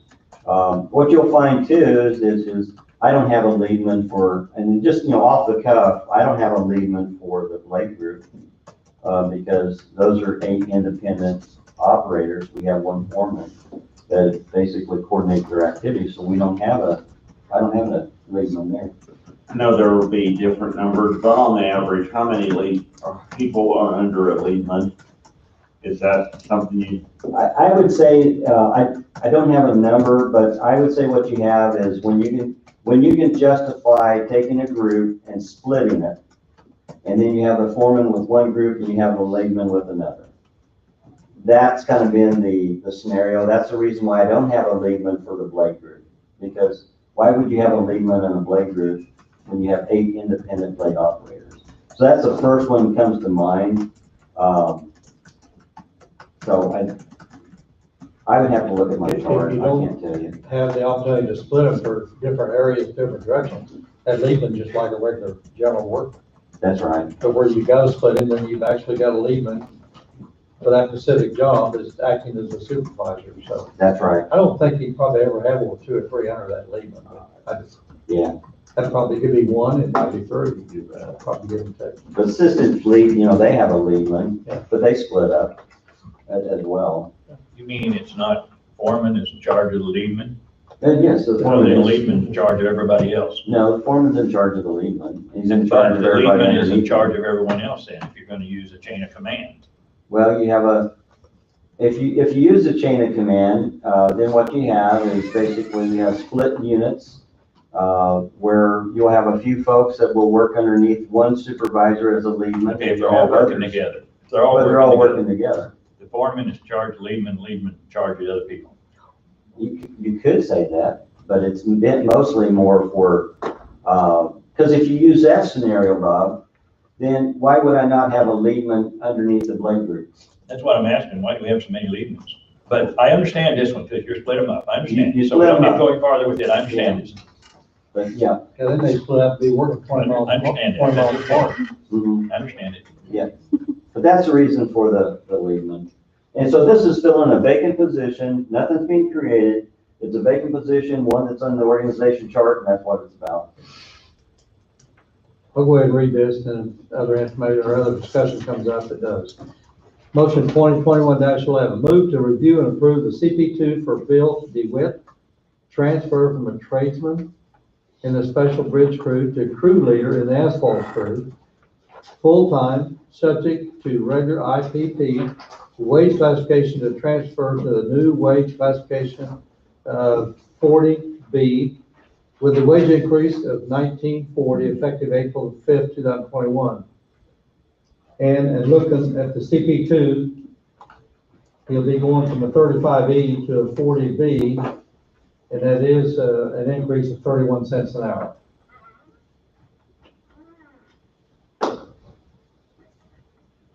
Entertain a motion to accept. I'll move. Jesse has moved. Entertain a second. All second. Tim is second. Any other discussion? If not, all in favor, say aye. Aye. Opposed, motion carried 4-0.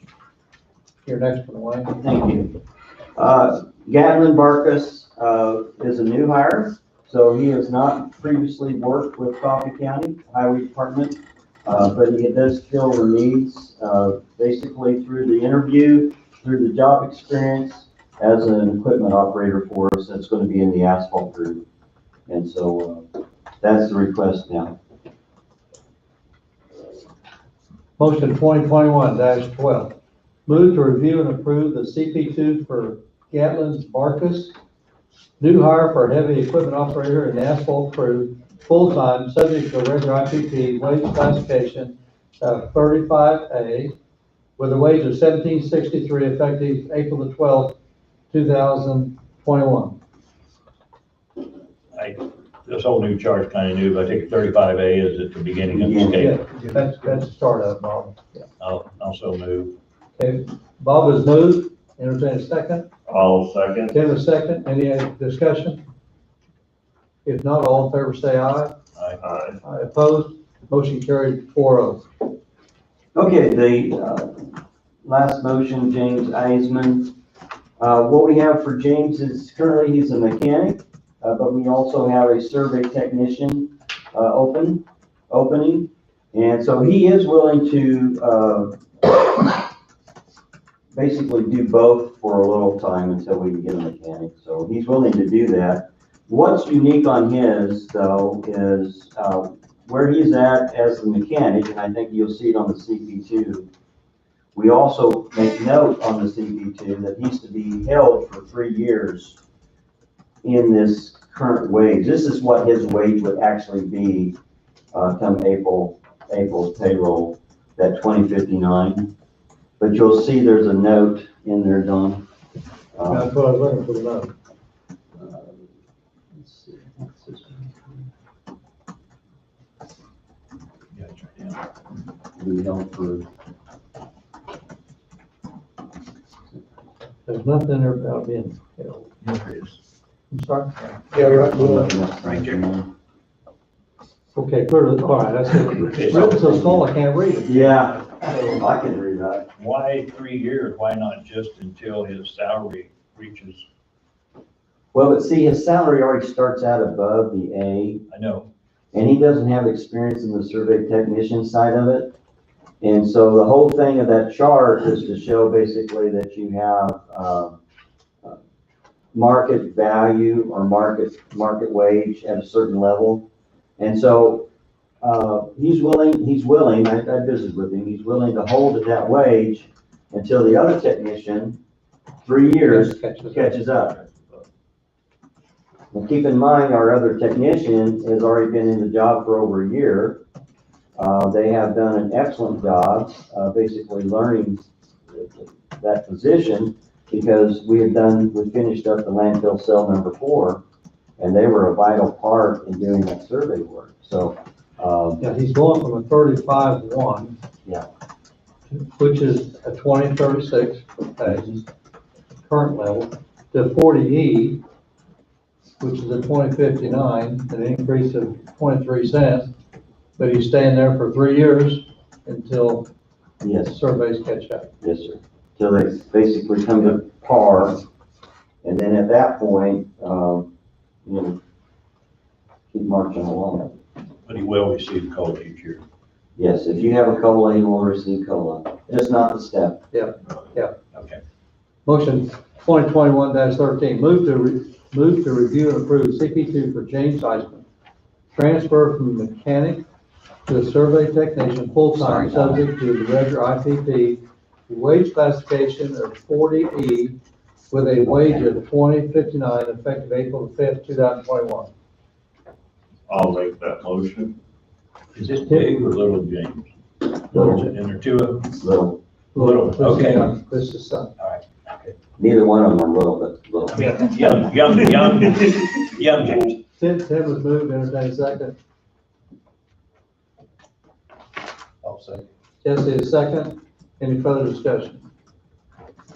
If not, all in favor say aye. Aye. Aye, opposed. Motion carried 4-0.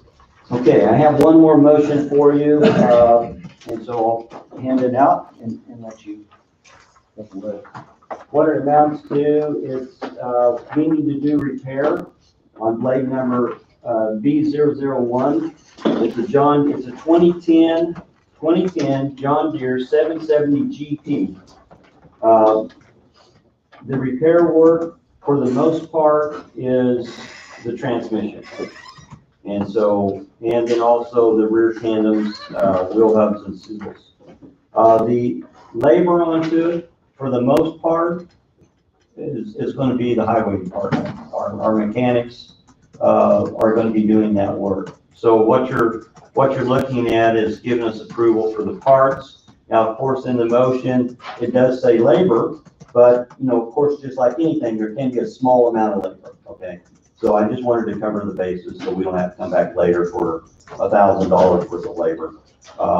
But you are looking at this motion, our expected cost approximately right now is somewhere around just under $40,000 is all of this work. Now, what we're going to do with this blade, I mean, right now it is unoperated. It's not operating. I just can't drive it. So, but with the 40,000 too, we looked at it and said, okay, the current hours is 11,636 hours.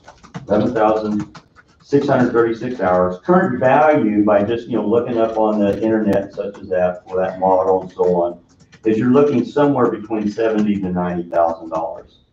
So we still feel with approximate $40,000 that we still have value in the equipment, because you're also looking what's left. Well, what's left is the motor, and so what's left is having 11,000 hours. We feel that we still have some good left in it. But we are also going to be placing this as a reserve type blade. So we'll be doing the repair, doing the mechanical work as necessary, but then it also will become one of our reserves. One of our blades that we currently have right now that we talked about here last week that we had, John Deere was low bid. I think it was $2,500 or something like that. You know, we're going to have a new blade coming on board, so we're going to be able to switch something out and use this as a reserve. Where did this come from? The blade, was it Blade Crew or? Chris's territory, he has a territory blade. That's one that has GPS and all that? Yes, sir. Okay. So is this going to become the new cat, the old cat? Probably. Probably. What it has is, what's unique about it is it has a slope indicator, and it has basically the electronics for a slope indicator. It also has capability that you could actually place a rover, a GPS rover onto it, and you could, if you wanted to, you could blade a large site with the GPS on it and such. So that was one of the things. And also too, it was a hybrid between a steering wheel and then also the joysticks. That's what made it unique as well. And so, but it's a territory blade. What year is this blade? 2010. That's about how many hours you put on your normal blades in a year, 1,000 hours a year then? Yes, sir.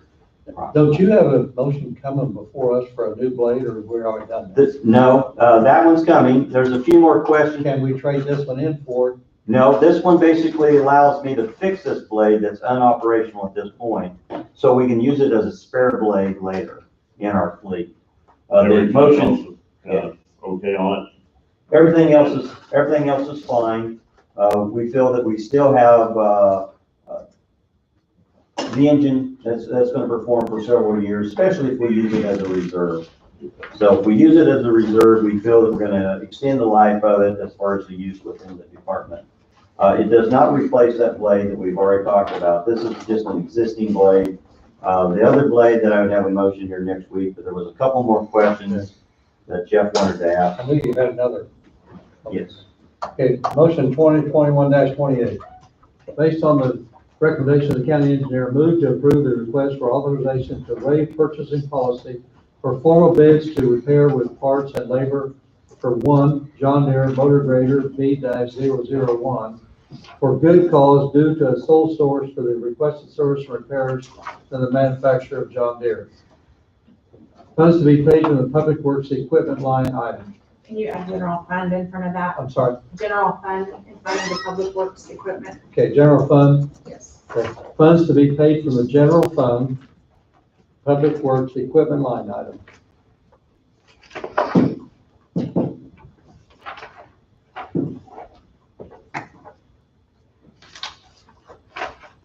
Entertain a motion. I'll make that motion. Tim will move. No second. Jesse is second. Any further discussion? Just to clarify, because sometimes people ask, what is Chris using now? One of our spare blades. Using one of our spares. And then are we gonna trade one of the spares in?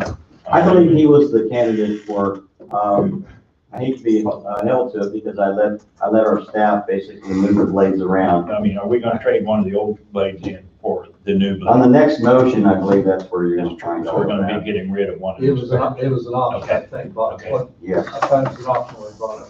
Okay. Okay, any other discussion? If not, all in favor say aye. All right. Aye, opposed, motion carried 4-0. The last was just construction zone, keeping in mind that we're doing the 410s, starting the 410s, so we're in our summer. The office will still be at Fridays, so we'll still be doing 7 to 3:30 at the office on Monday through Friday, but the guy at the shop will be working Monday through Thursday, 7 to 5:30. So as we're seeing the weather, for what we have planned at this point is the box culvert maintenance entrances. And when people see box culvert maintenance and they see it every week, you gotta keep in mind, we have over 4,000 culverts in our county, okay? They're various sizes. A culvert is anything that's less than 20-foot span opening. That's a culvert. So it could be significant culvert, or it could be a large pipe. So, just keeping in mind, when we talk about culvert maintenance, it's ongoing on 1,200 miles. So, entrances as well, I believe we have an entrance scheduled up on 27th up by the Waverly area. So, that one is scheduled, this week. And so we have ditching over there on 9th Lane between N and O. Crack filling, help on the assistant fleet and paving crew. What we're doing there is, we're laying down those, straw blankets, there on the Matthias Lake project. And so that large ditching, trying to minimize erosion, in the ditching is to put those blankets down. So, the mowing crew is helping assistant fleet in doing that. They're also assisting basically the paving crew for crack filling and such as that. And then everything else is normal maintenance that we have through the county. That's all I have for my report. So unless you have any questions. Anybody got any follow-up questions or anything? I got a phone call from Williams. Is there any updates on that truck out there? Yes, they're still running down a few things. The thing is the motor, that they're looking to replace onto it is, one is they would replace it, and I'm just pulling from the straws of discussions that we've had, is, over $30-some thousand, but they won't, put a warranty with the motor, okay? With the new motor? For the motor that they would basically overhaul. It wouldn't, there's no, Oh. not gonna be any warranty with it. Right, because of the oil pump housing. Yeah. Could be cracked. And then the new motor is to say, okay, do you want to replace a new motor of the same problems that we're having? We don't have any options. Yeah. But they're discussing these things right now to be able to bring back before you. And I'll probably have Jeff visit with you as well, or have that discussion. But we have a truck right now that's been in the shop, it's been checked out, and we're looking at all the options.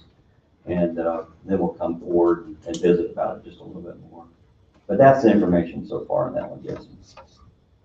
So we just didn't feel that the 30,000 without a warning onto it was a good buy. Not when you could probably do a crate motor that's gonna give you a little bit of warranty, right? It might be a little more money, but at least you can put that under the building. Right. And then that's one of the options that we're looking at. So, Any other questions for Wayne? Thanks, Wayne. okay, thank you. Didn't realize you was gonna have that many motions, or I wouldn't have asked Wade to come down quite as quick. That's all right. He's not doing anything He's not anyway. doing anything anyway. You better not let him hear that. Well, Wayne, while you're here, Wayne's got to bring something up. Okay.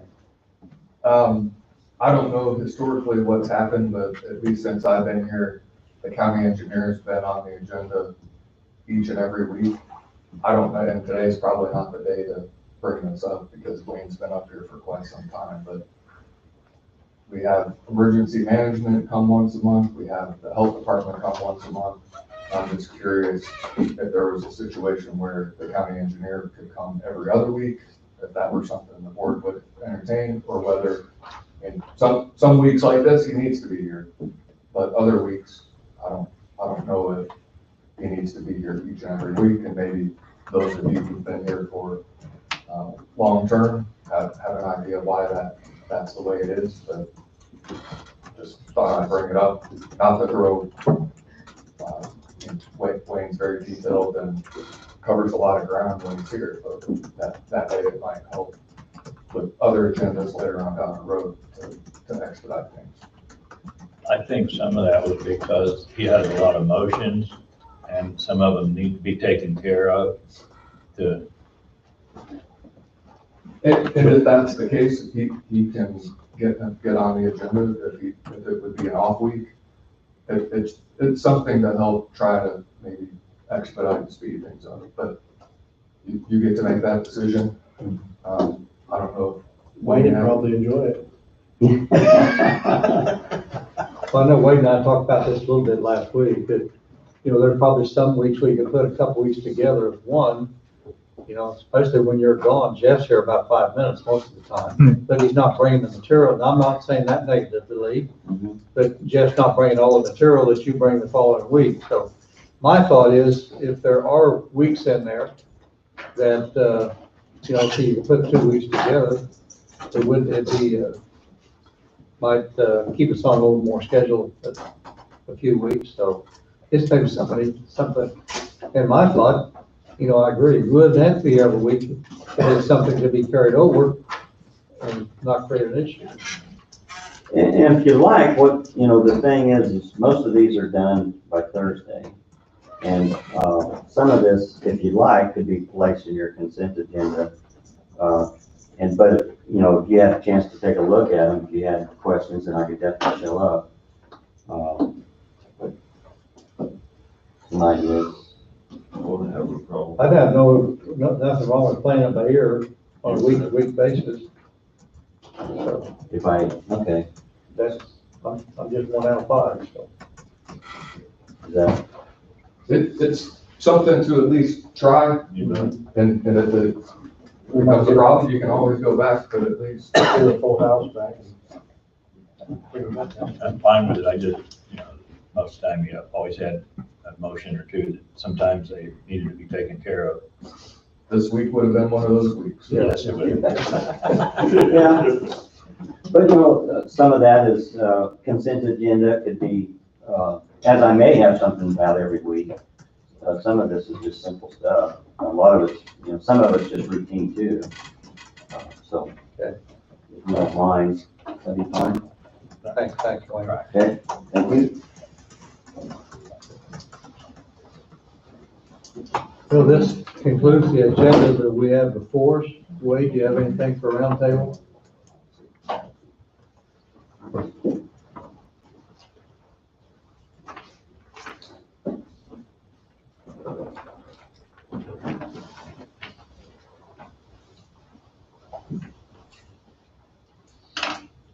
As you will recall, Senate Bill 40 went into law, and the county currently has a mask resolution in place that was put into effect November 25th, 2020, in response to Executive Order 2068, which was an order by the governor of the state of Kansas establishing a face covering protocol. The county at that point in time chose to put in place a less stringent countywide resolution, which did not require the more stringent face coverings or the statewide mask mandate.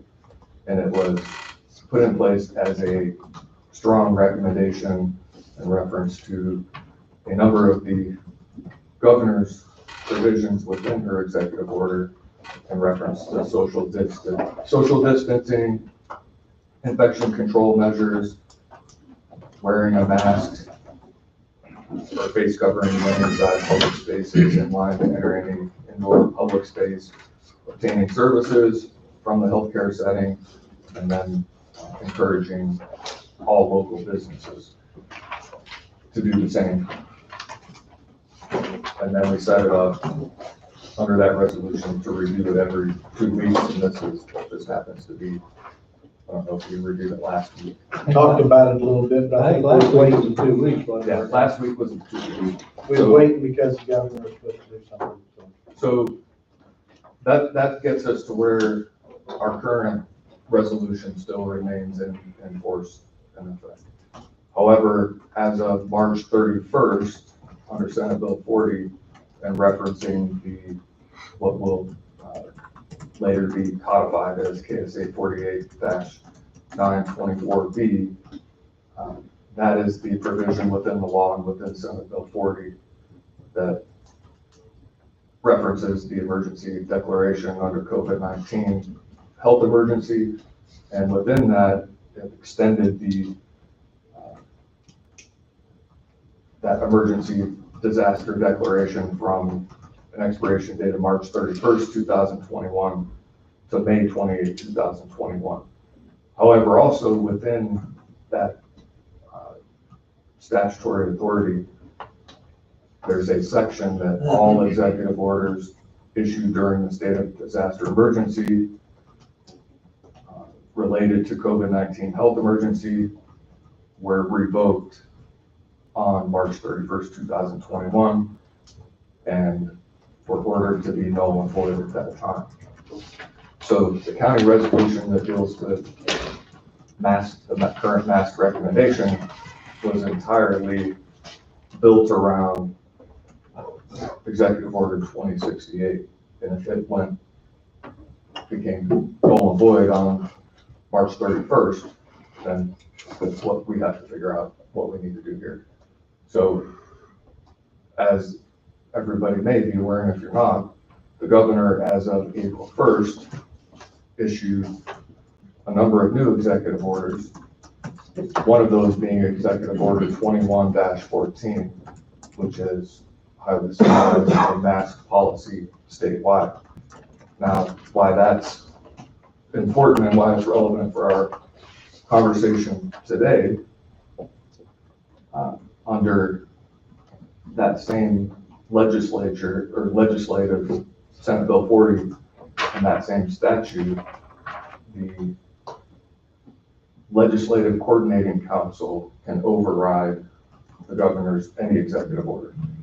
And in fact, later on in the afternoon on April 1st, the Kansas Legislative Coordinating Council, in a 5-2 vote, basically overrode that executive order.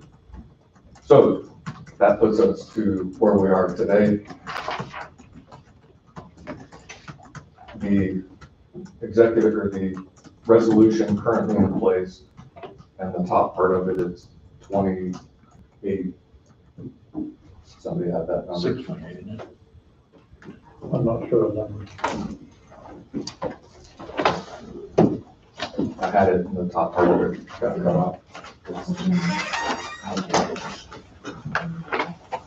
You know what it is?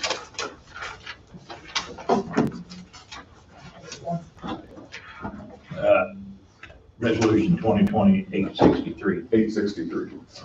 That's our local Coffee County resolution. Right. So I've consulted with the health department and the local health officer in reference to what is the recommendation of Coffee County. Because the current resolution references something that's no longer in existence. And at that time, that resolution referenced Executive Order 2068, and this is quote from 863. Board of County Commissioners have decided to issue an order relating to public health that is less stringent than the provisions of Executive Order 2068, effective statewide as issued by the governor. At that point in time, and this is important to note, and this was as of November 25th, I believe is the date, or 23rd, somewhere in that neighborhood, 2020. There have been 267 total positive COVID-19 cases, and currently at that time, 24 active COVID-19 cases within Coffee County. Present time, there are 0 active COVID cases in Coffee County. So, at a minimum, I believe this is the 4th week in a row, is that correct, of 0 cases? There was the second weekend there had 2. Oh, they had 2. Yes, so we're 3 out of 4, I But think. one of those 2 actually was not when they got to checking it out. But what- We just had one. that's still a pretty good record for last month. Yes. so, and as everybody knows, vaccines are being administered not only locally, but statewide, nationwide, and that will continue to be the case. The current resolution 863 needs to be rescinded because it references something that is no longer even, it's been overridden by legislative function. And it references Executive Order 2068. So, 2 options, and this is decision time. Either you rescind and don't do anything else, or you put in a new resolution in place that is specific to the local area. My understanding from Dr. Floyer is that his recommendation is it be rescinded and that there not be anything else done at this point in time. So there needs to be a motion if that's what you want to do. However, the board does reserve the right, if that's what the decision is, to put in place a resolution at a later date in time, and that function still exists within the framework that's going to go forward. Does that make sense? If we do that, rescind it, and if we have a business or businesses that have a lot of traffic, can they continue with a policy requiring masks? Businesses always have the right to refuse service to anybody, and that has, and even prior to COVID, that was the case. If somebody wanted to go in, they're not wearing a t-shirt. In some places, you can't I go know in. you see those signs all the time, but this is a mask sign, so I assumed it would be the same, but Now, I've been in a number of businesses, whether it be in Coffee County or really all across the state, and they have wear a mask upon entrance. And some places enforce it, some places don't. I mean, but that is something that each business has the right to do, refuse service to anybody. Yes. And that's their right as a business owner. what's the wishes of the commission? I move that we abolish the resolution. Rescind resolution 2068. I'll second that. Okay, Jesse has moved to rescind resolution 2068 effective today. I don't think it's 2068, I think it's 20-863. Okay, 20-863. Okay, correct that. Jesse has moved. Bob is second. Any other discussion?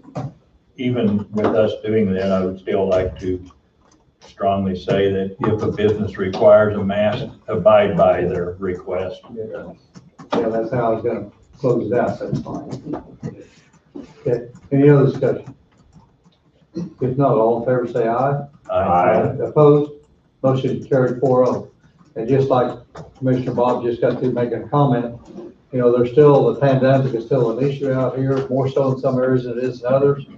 So we ask that our citizens, you know, respect a business that requires a mask, kind of respect group size, respect spacing, and do the best we can to maintain safety for our Coffee County citizens.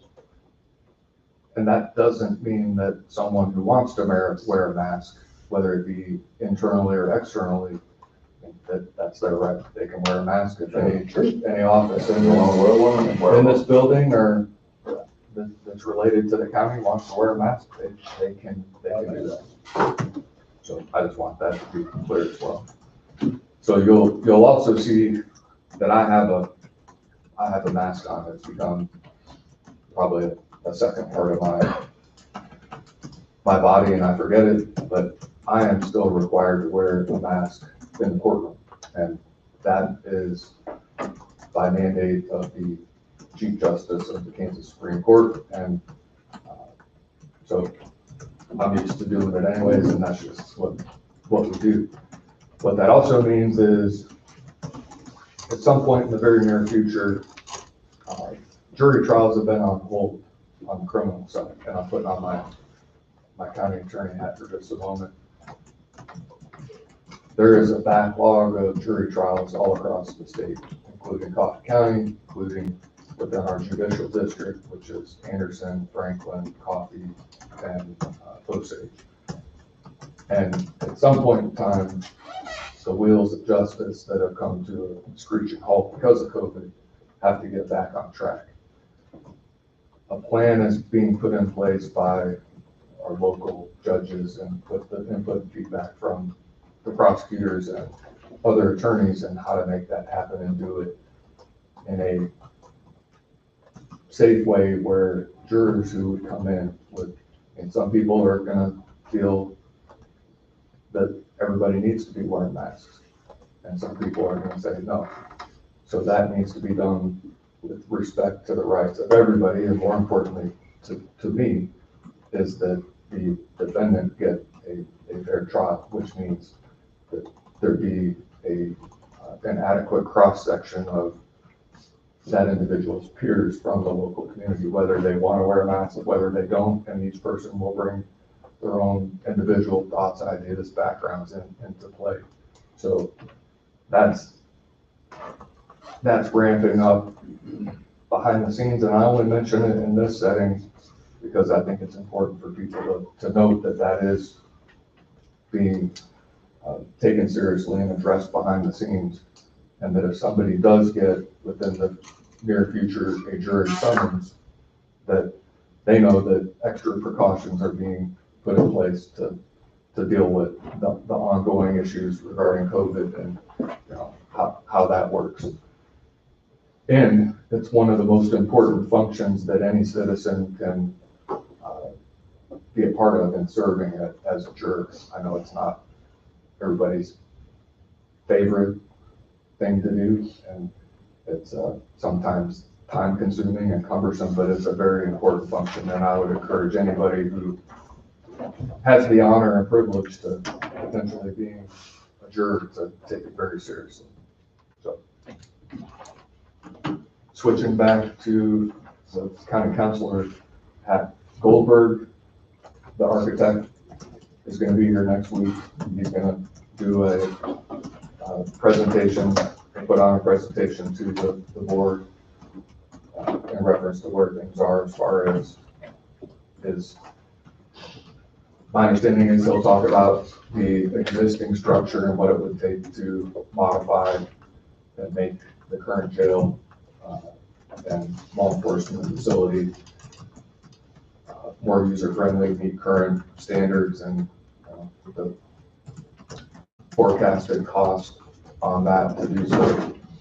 Then also kind of give a primer update on where an off-site facility, what that would look like, and do that so that everybody's caught up to speed. It's very important. And then later in the afternoon, there'll be sort of a meeting between myself and the sheriff and a couple other people with regard to some questions about internal, some of the internal mechanics of what it would look like, and that's something that will then be brought to the board at a later date and time, because there's nothing set in stone.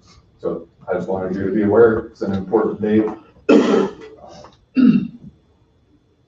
And Goldberg will be here in person, so just make sure you're here for that.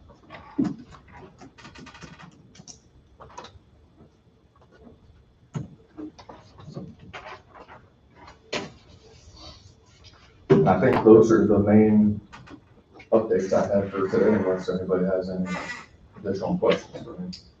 Anybody have any questions for Wade?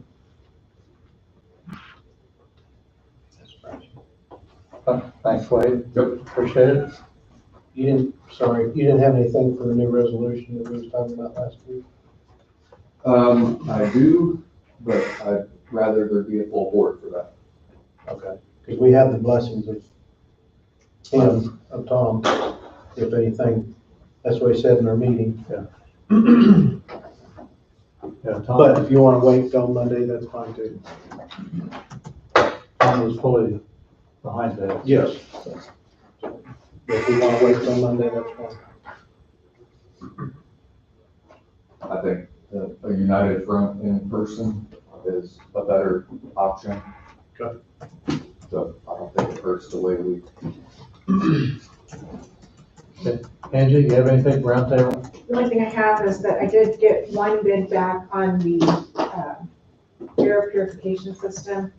And in the middle of that process, if you recall, Goldberg had made recommendations for air purification, so I think we probably ought to hold off right now. And I did explain that to the guy that turned in the bid. I said, midstream, after I put this out, we have recommendations from the architect, so we maybe need to find out about that before we go any further. So he seemed to be understanding. Sounds like we need to do some more discovery until we Yeah. can kind of put it all together.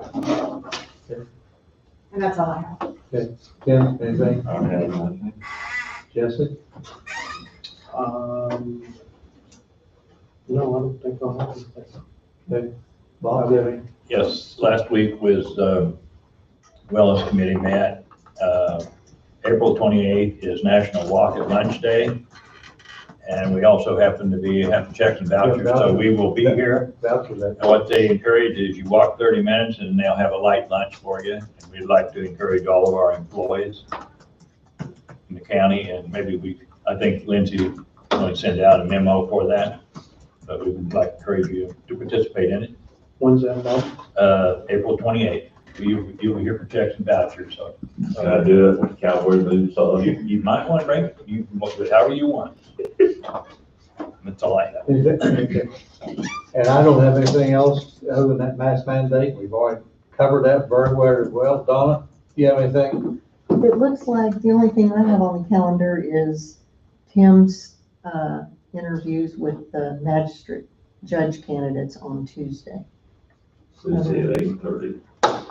That's all I have. And that brings up a question. Since Tim represents the board, and Wade, I'm not sure how we would do that. How would we voice our opinion to Tim because I think we as a board should have a right to voice our opinion to him as a unit of who we might want.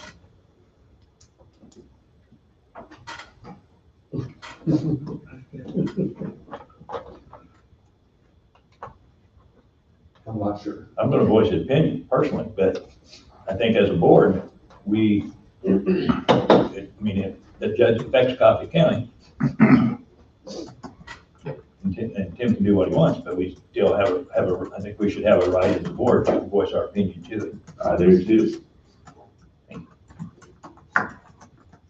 Something very similar to that, just like when Tim was selected to come on to the commissioner, the Republican Party made that decision. I had no problem with that, but we're almost in the same ballpark where the commission probably ought to have a little input in that type of a situation.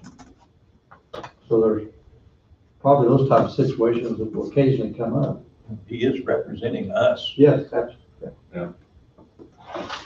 So I'm turning to you, Wade, that meeting takes place Tuesday, Tim? Tomorrow at 8:30. tomorrow, so.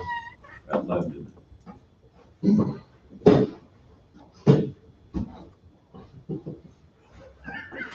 See, you didn't, it was not gonna be as easy as you I thought. think we're gonna go to executive session anyway. Well, I don't know if it's really an executive session type issue. I mean, I think Tim has been doing as many other, this is the judicial nominating commission, whether it be for a magistrate or for a district court judge within the 4th Judicial District. So if you don't know or are not aware, it's made up of a number of attorneys and then a number of non-attorneys, and then they are responsible for taking applications, which they've already done, and then selecting those applications to do a formal interview, which is what's taking place tomorrow evening in Osage County. This judge position is for a magistrate judge that will serve in the 4th Judicial District, but with main catchment areas of Osage County, Coffee County. And that was due to the resignation of Judge Rush, who took an opportunity elsewhere. So it is a very important position and decision that will be made by this committee. And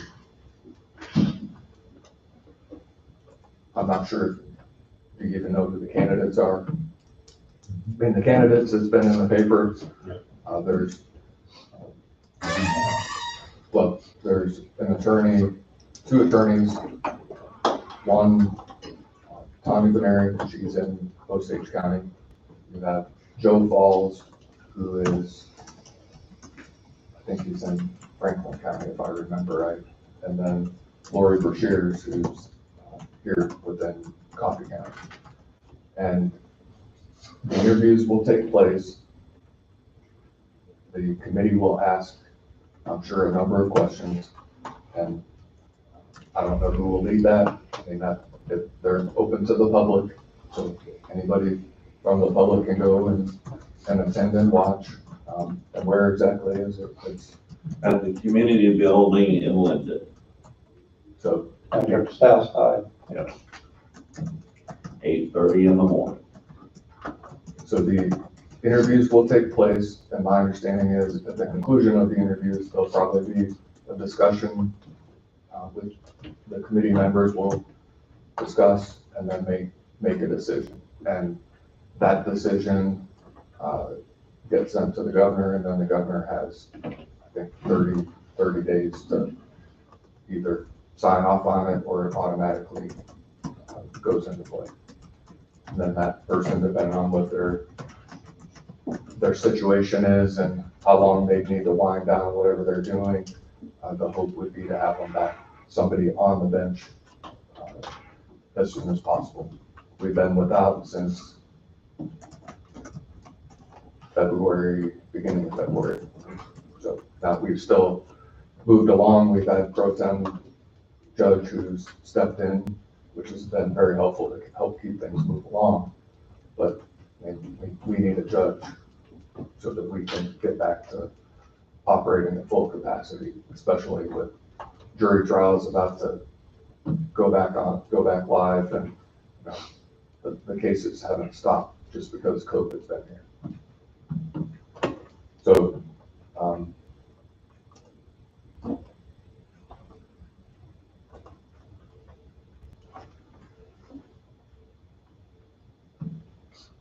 I want to be careful because one of the applicants is is within the county attorney's office. I think the board has the right to discuss whatever they want to discuss in reference to that, but I don't want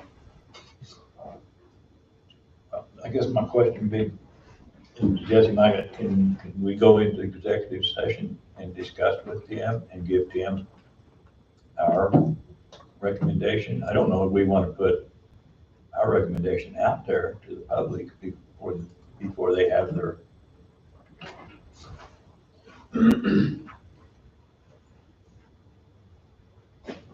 I'm not sure if there's an exception, because if you're talking about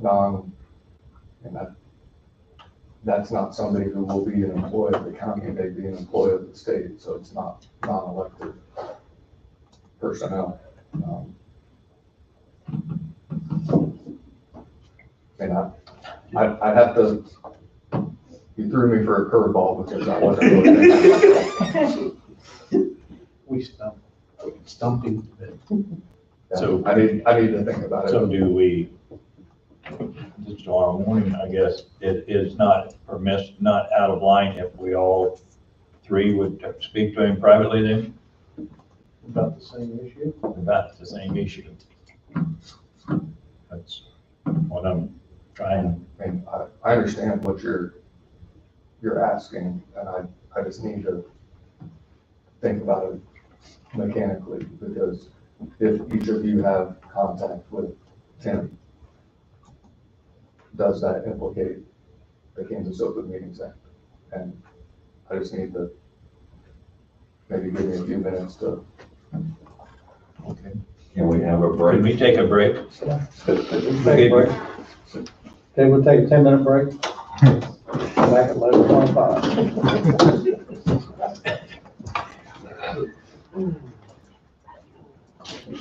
I'll just let it cool down.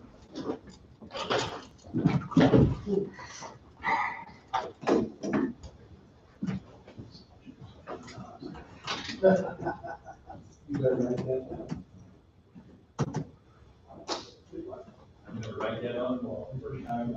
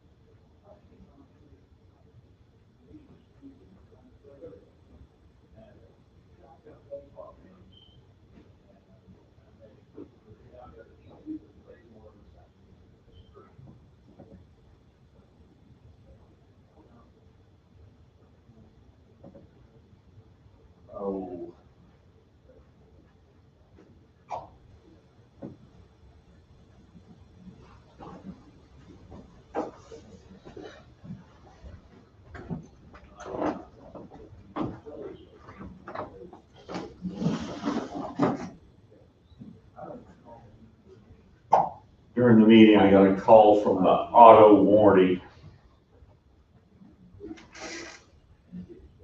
They use the city a day behind where I've been. No kidding. Yes. I think they know exactly where you're at all the time.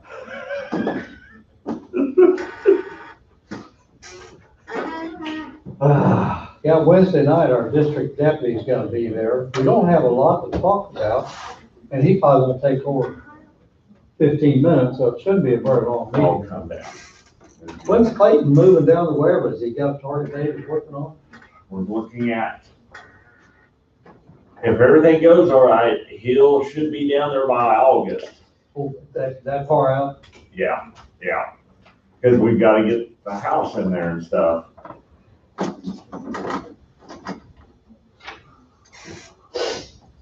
I'd like to hurry it up a little bit, but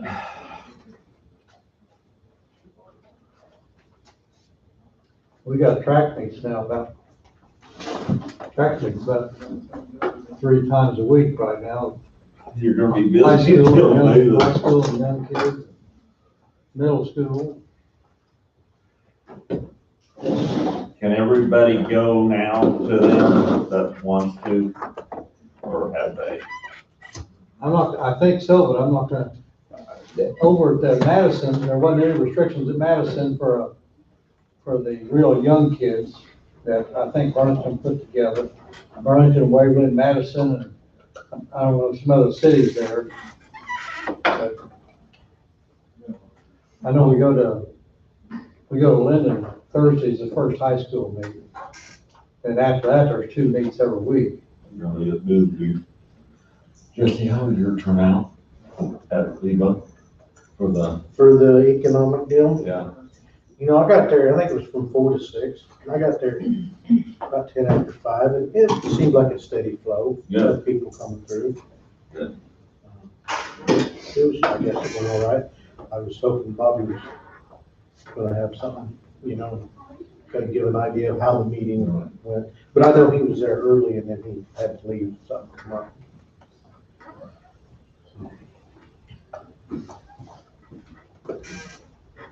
Hey, Dawn, Yes. it was brought to my attention that they thought that they were supposed to use their vacation by June 30th, not June 1st. Oh, it is Do June you 1st? remember? I don't remember. I thought it was June ago. I thought it was June 1st, but I just have to check it out. Did you give him 6 months? It might have been 6 months, might have been July 1st, or July 3rd. Which would have been through June, I yeah. think it was June 30th. Okay. I'll have to look back at the email. For some reason, 6 months sticks. It probably wouldn't hurt to send a reminder out to some of those, although they probably remember. Yeah, I'll look back at my email. I think it was June 30. I know I'd like to have April 30 on it, not stretch it out that far.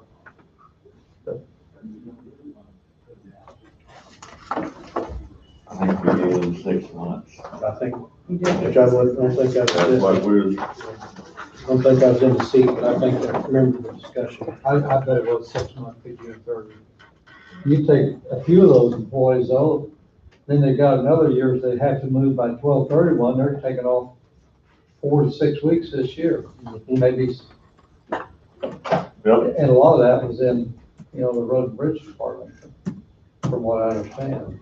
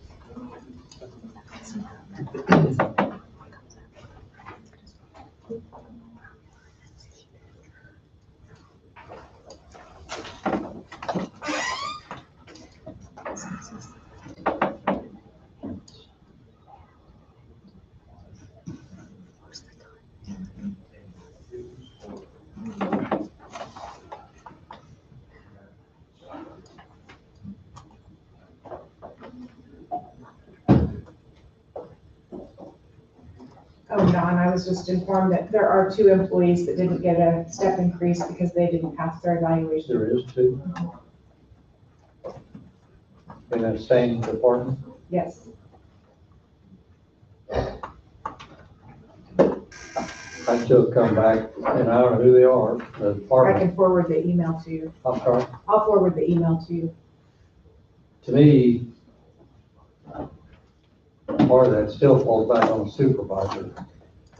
For not making sure, We're not in session yet, I guess. no, but we're still recording. We're still recording. There wasn't any steps given in 2020, correct? There were steps, Yes, there were no. steps to no There CPI. was no CPI. Yeah, there were steps to about 40 or 44. In fact, it was a short number, it's less than a third. I think it was in that 40-something. That did receive their steps because they knew that they'd earned it, didn't want to take away from them. That's a little bit of an issue we faced in this year. We knew they earned it.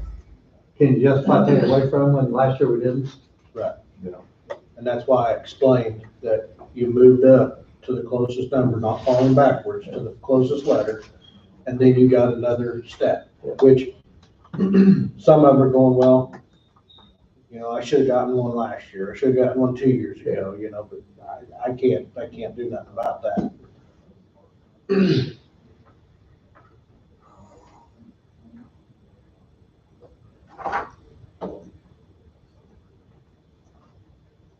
But sometimes if you have an employee that's not, doing what you want them to do, and they're just, how can you really change it? They're there just collecting their pay and not. That's time need to move on and get another employee.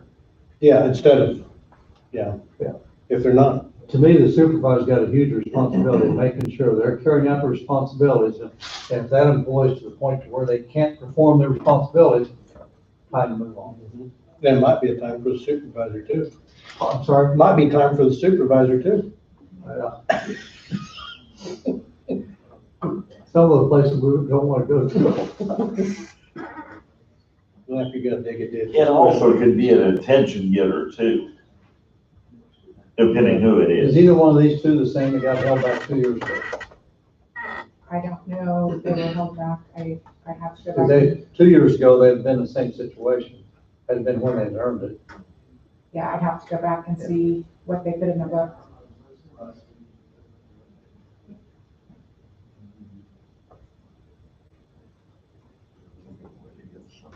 Yeah, if they didn't earn it 2 years ago, and that's 2 times in a row, then it's time to move forward, time to move on.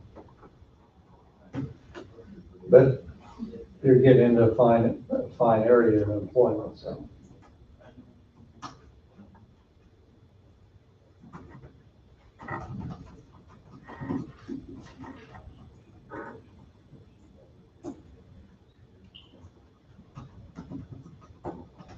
I'll bet Wade will have take a little bit of time to discover what,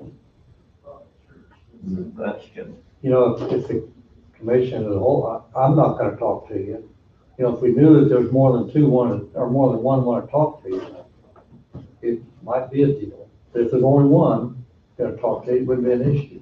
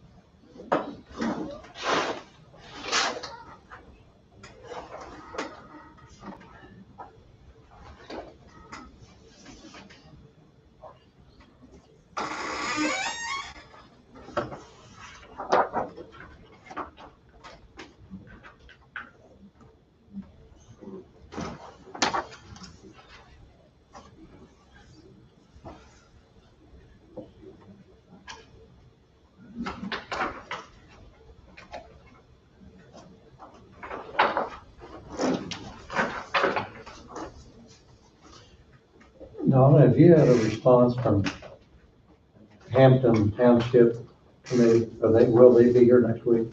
I haven't got a response, but I didn't ask for one. I'll visit with Jim next week, because he'll need to get on the agenda. And I guess he won't need to. I think it's already Deal gonna with be on things the in agenda. 20. Yeah, it's already on.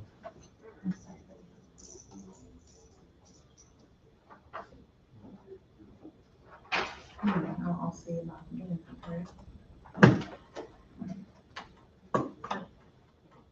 Or you can keep that. I just didn't know if there was anything Yeah. to update or.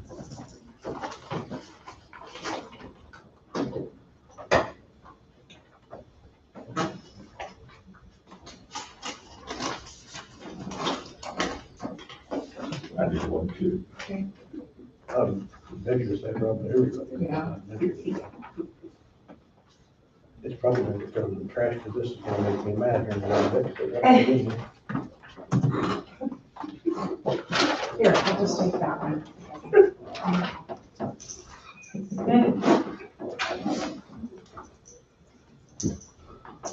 Yeah, it'll go into 2020.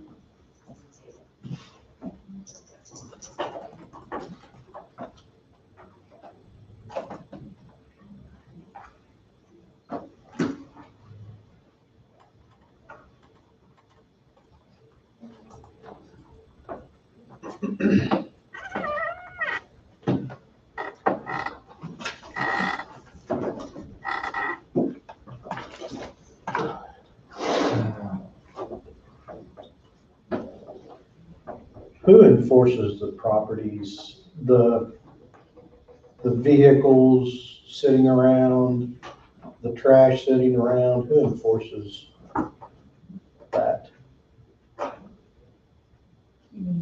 for the county?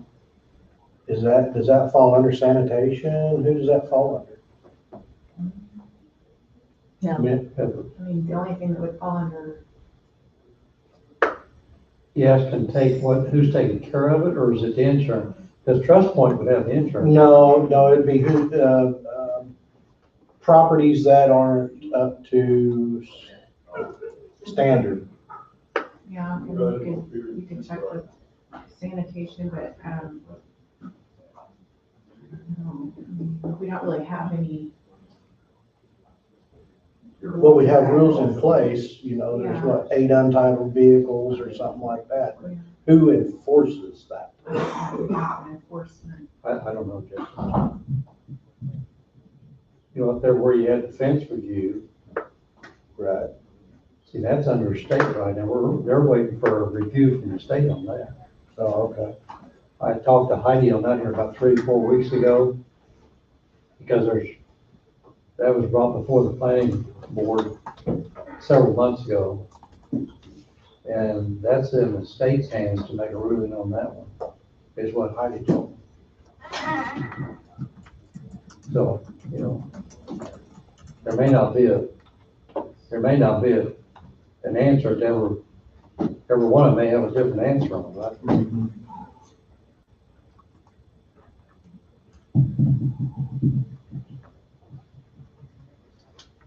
Jesse, you can go to the county website under Health Department and Environmental Health Services. And there's a form. Let's see. Would that be a form of complaint? Is that what Yes. that is? Yeah, it's a nuisance complaints. Okay, And then there's a form that they fill out okay. and you turn it into Mary Nichols. But if nobody's there to enforce it, what good does it do, I guess, is my, I mean. So she'll go out and review it. Okay, And then if it's something that can be handled, that's a smaller thing, I don't know who does it, but then if it's something really big, she gets KDHE involved.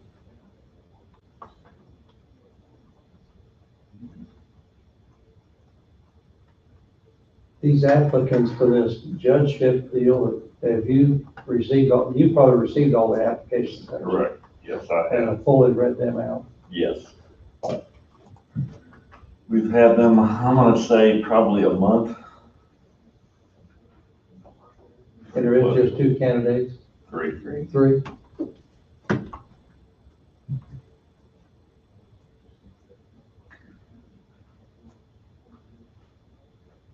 One was 1 page.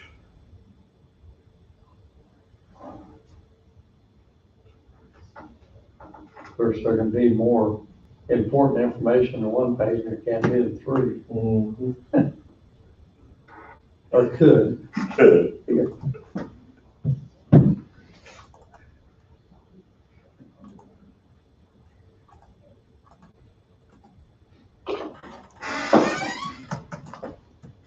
Wade may not be down here till noon. He might not come back. I didn't want to say it that way.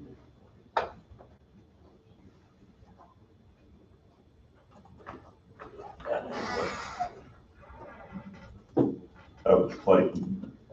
Well, that's Clayton. That was Clayton. Did he have a beard on last time I seen him? Yes, He did? he's going around, he just left the road department. He's going around and getting his land, the 5 acres. Everything moving on it. Whereabouts around Waverly is it? Whereabouts around Waverly? 27th and Shetland, right there at 27th and 31 and to the left. Just north of 31 on the left-hand side? Gonna be north on 31 to 27th Road, Okay. 27th Road to the left or to the west.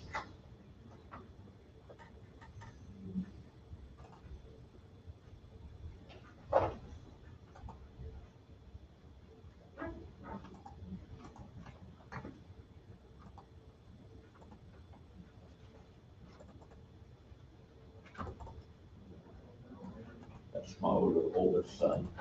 Is he married? Yes, yes. They're moving back down from Baldwin. Down home.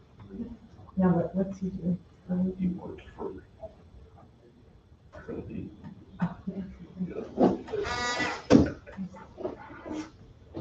I think I talked to him.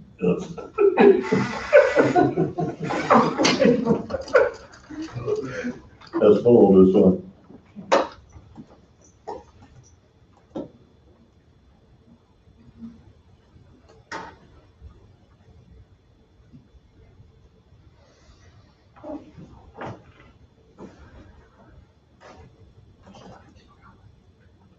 I got a beef stick over here.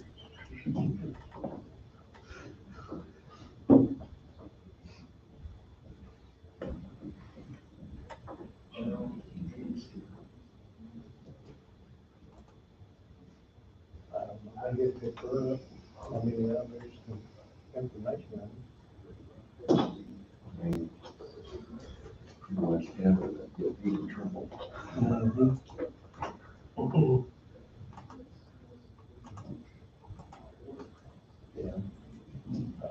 What's Luke gonna do this summer? Is he gonna continue his schooling there at Emporia State? He'd either be taking one online class, and then he'd be working at the cafe there at Waverly. Boy, wait,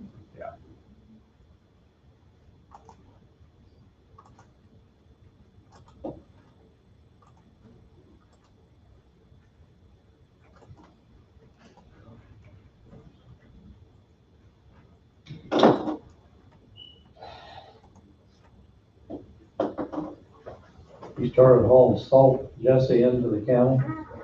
Or when you? No, they haven't sent anything out yet. They probably won't do nothing until late summer, I suppose. It'd be late summer before you start hauling? Probably. I guess anyway.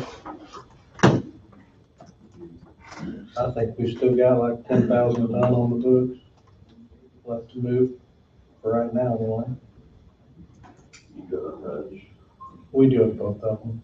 Yeah, That's 40 loads, so. 400 and some loads, yeah.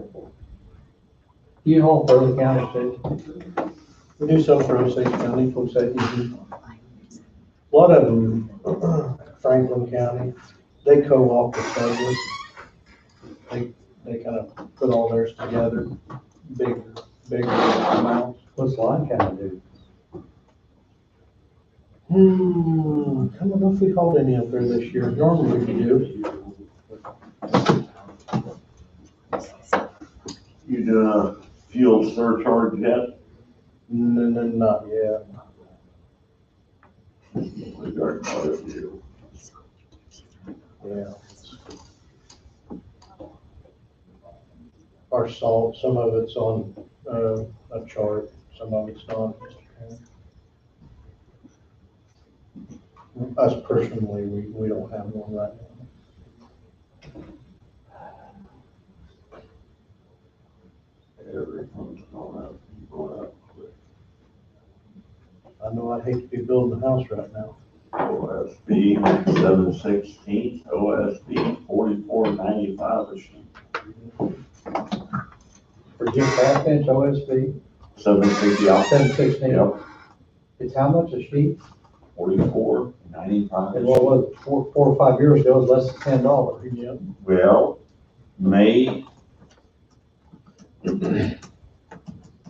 of 2020, it was cheaper than $10. And then if you considered, your 10% back from Menards, you'd get it cheaper than that.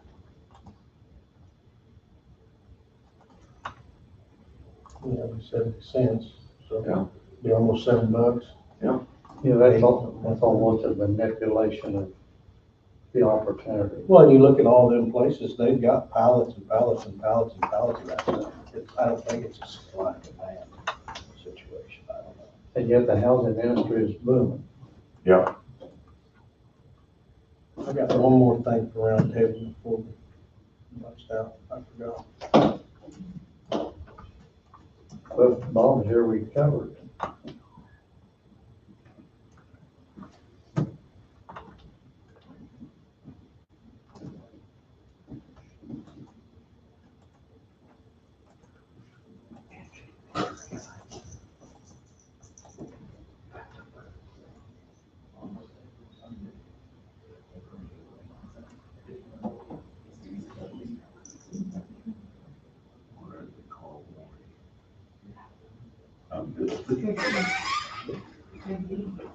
If I see you broke down, I'm not gonna stop and pick you up because you paid your phone calls about your car. Twice, I think.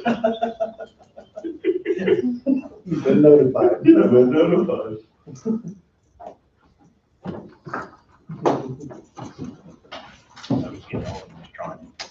I'm sorry? Where you were? And we've taken 2 minutes, and you took Oh, 30. yeah, they're a busy little group out there. No, and Mark. Since we're all back in here, we're gonna come back in at 11:25, but Jesse has another item for roundtable. I would like to discuss possibly either doing away with the in-county price percentage or increasing it. I don't know, what is it, 2% or 5%? In county, 5%? 5. I would like to entertain increasing that. I see a lot of, Amazon purchases and stuff like that. Not only are we not buying within the county, but we're also paying an individual to sit there and shop on the computer.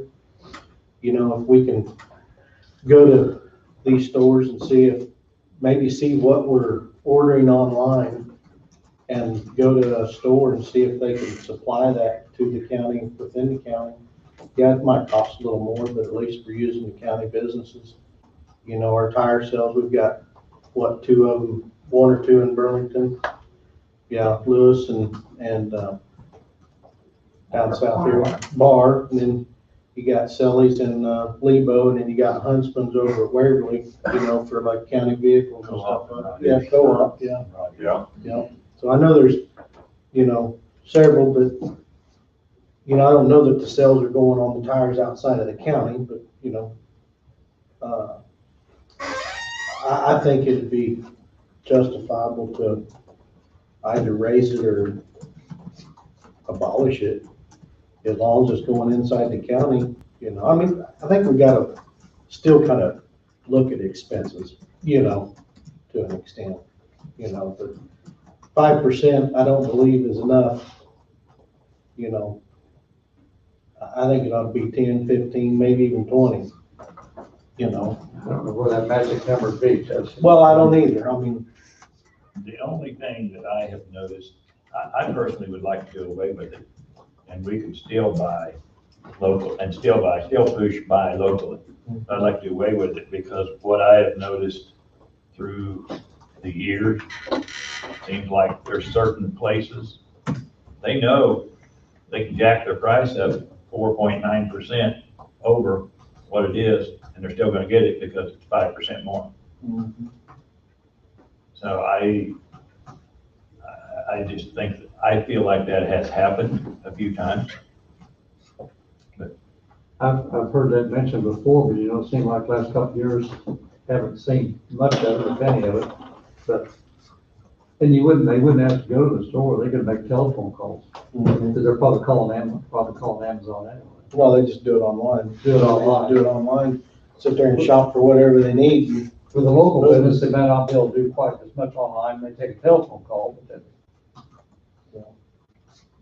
And should there be a limit, if anything over a certain price, be put out everywhere? Well, there kind of already is, isn't there not? I mean, No. The That 5%, 5% applies to anything.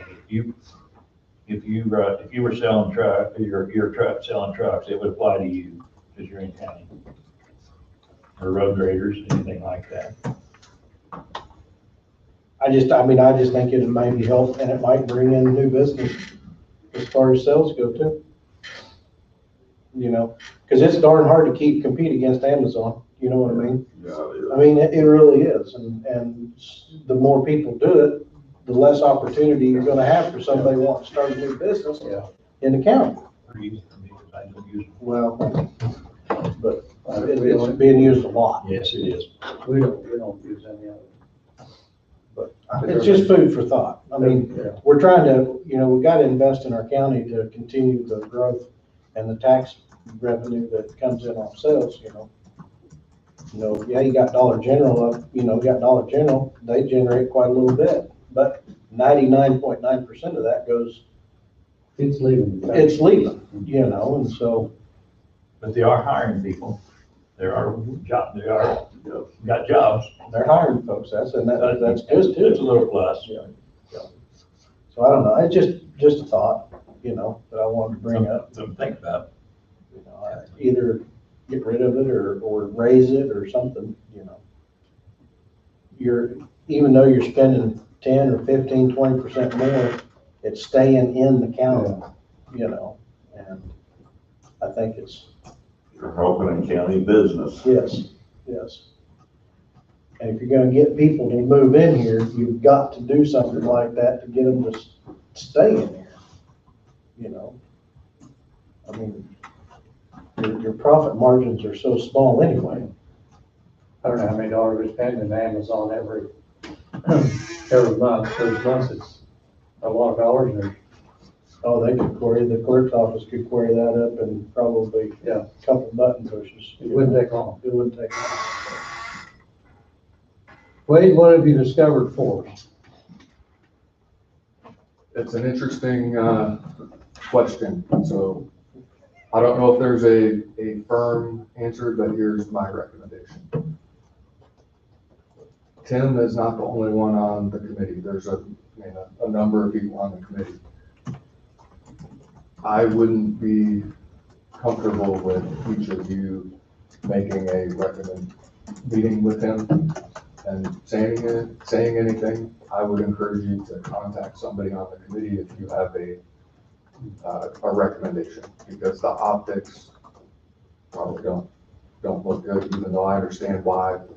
There is not, I tried to think of a way to be able to go and talk, but there is so much information out there regarding the candidates that this committee is evaluating that I don't think this is the appropriate forum. That committee has that information, and they are the ones who are meeting to evaluate the candidates, and then doing the interviews in person. I'm not sure how this board could have a conversation to even discuss who the candidates are, and it can't be done. I mean, part of me wanted to be able to provide some legal advice and direction regarding this, and that necessarily wouldn't need to occur in an open setting, but at the same time, even if we went back to talk about it, the optics of it don't look good, because then it would look like, if I'm on the outside looking in, whether it be on YouTube or even in this room, that, well, they talked about it behind closed doors, and so I'm not doing that either, because that's not fair. So I think ideally, if you want to talk individually to a committee member, other than Tim, that would be my suggestion. That way there's not an issue. Even if there's not, that would be my suggestion. And if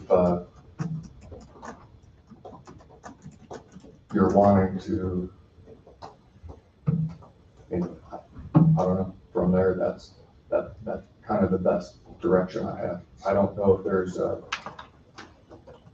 any history, and you've been around a lot longer than I have, where the board has endorsed a candidate, but I think that's what the committee's for. And I'd encourage to let the committee do their job, because they're vetting and analyzing the candidates, and that could be for this position or any other. And so how many are on that committee? I'll lose track. There's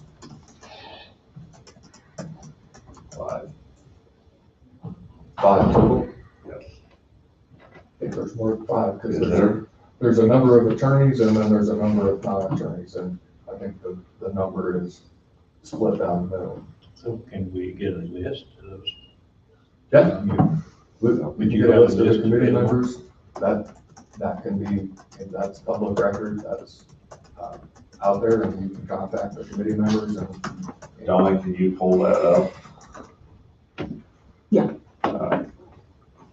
just to stay out of the, I think what Wade's telling us is probably what we do, is if he was gonna say, or my thought was, to keep everything in a safe atmosphere, don't even get close to having an open meetings right issue.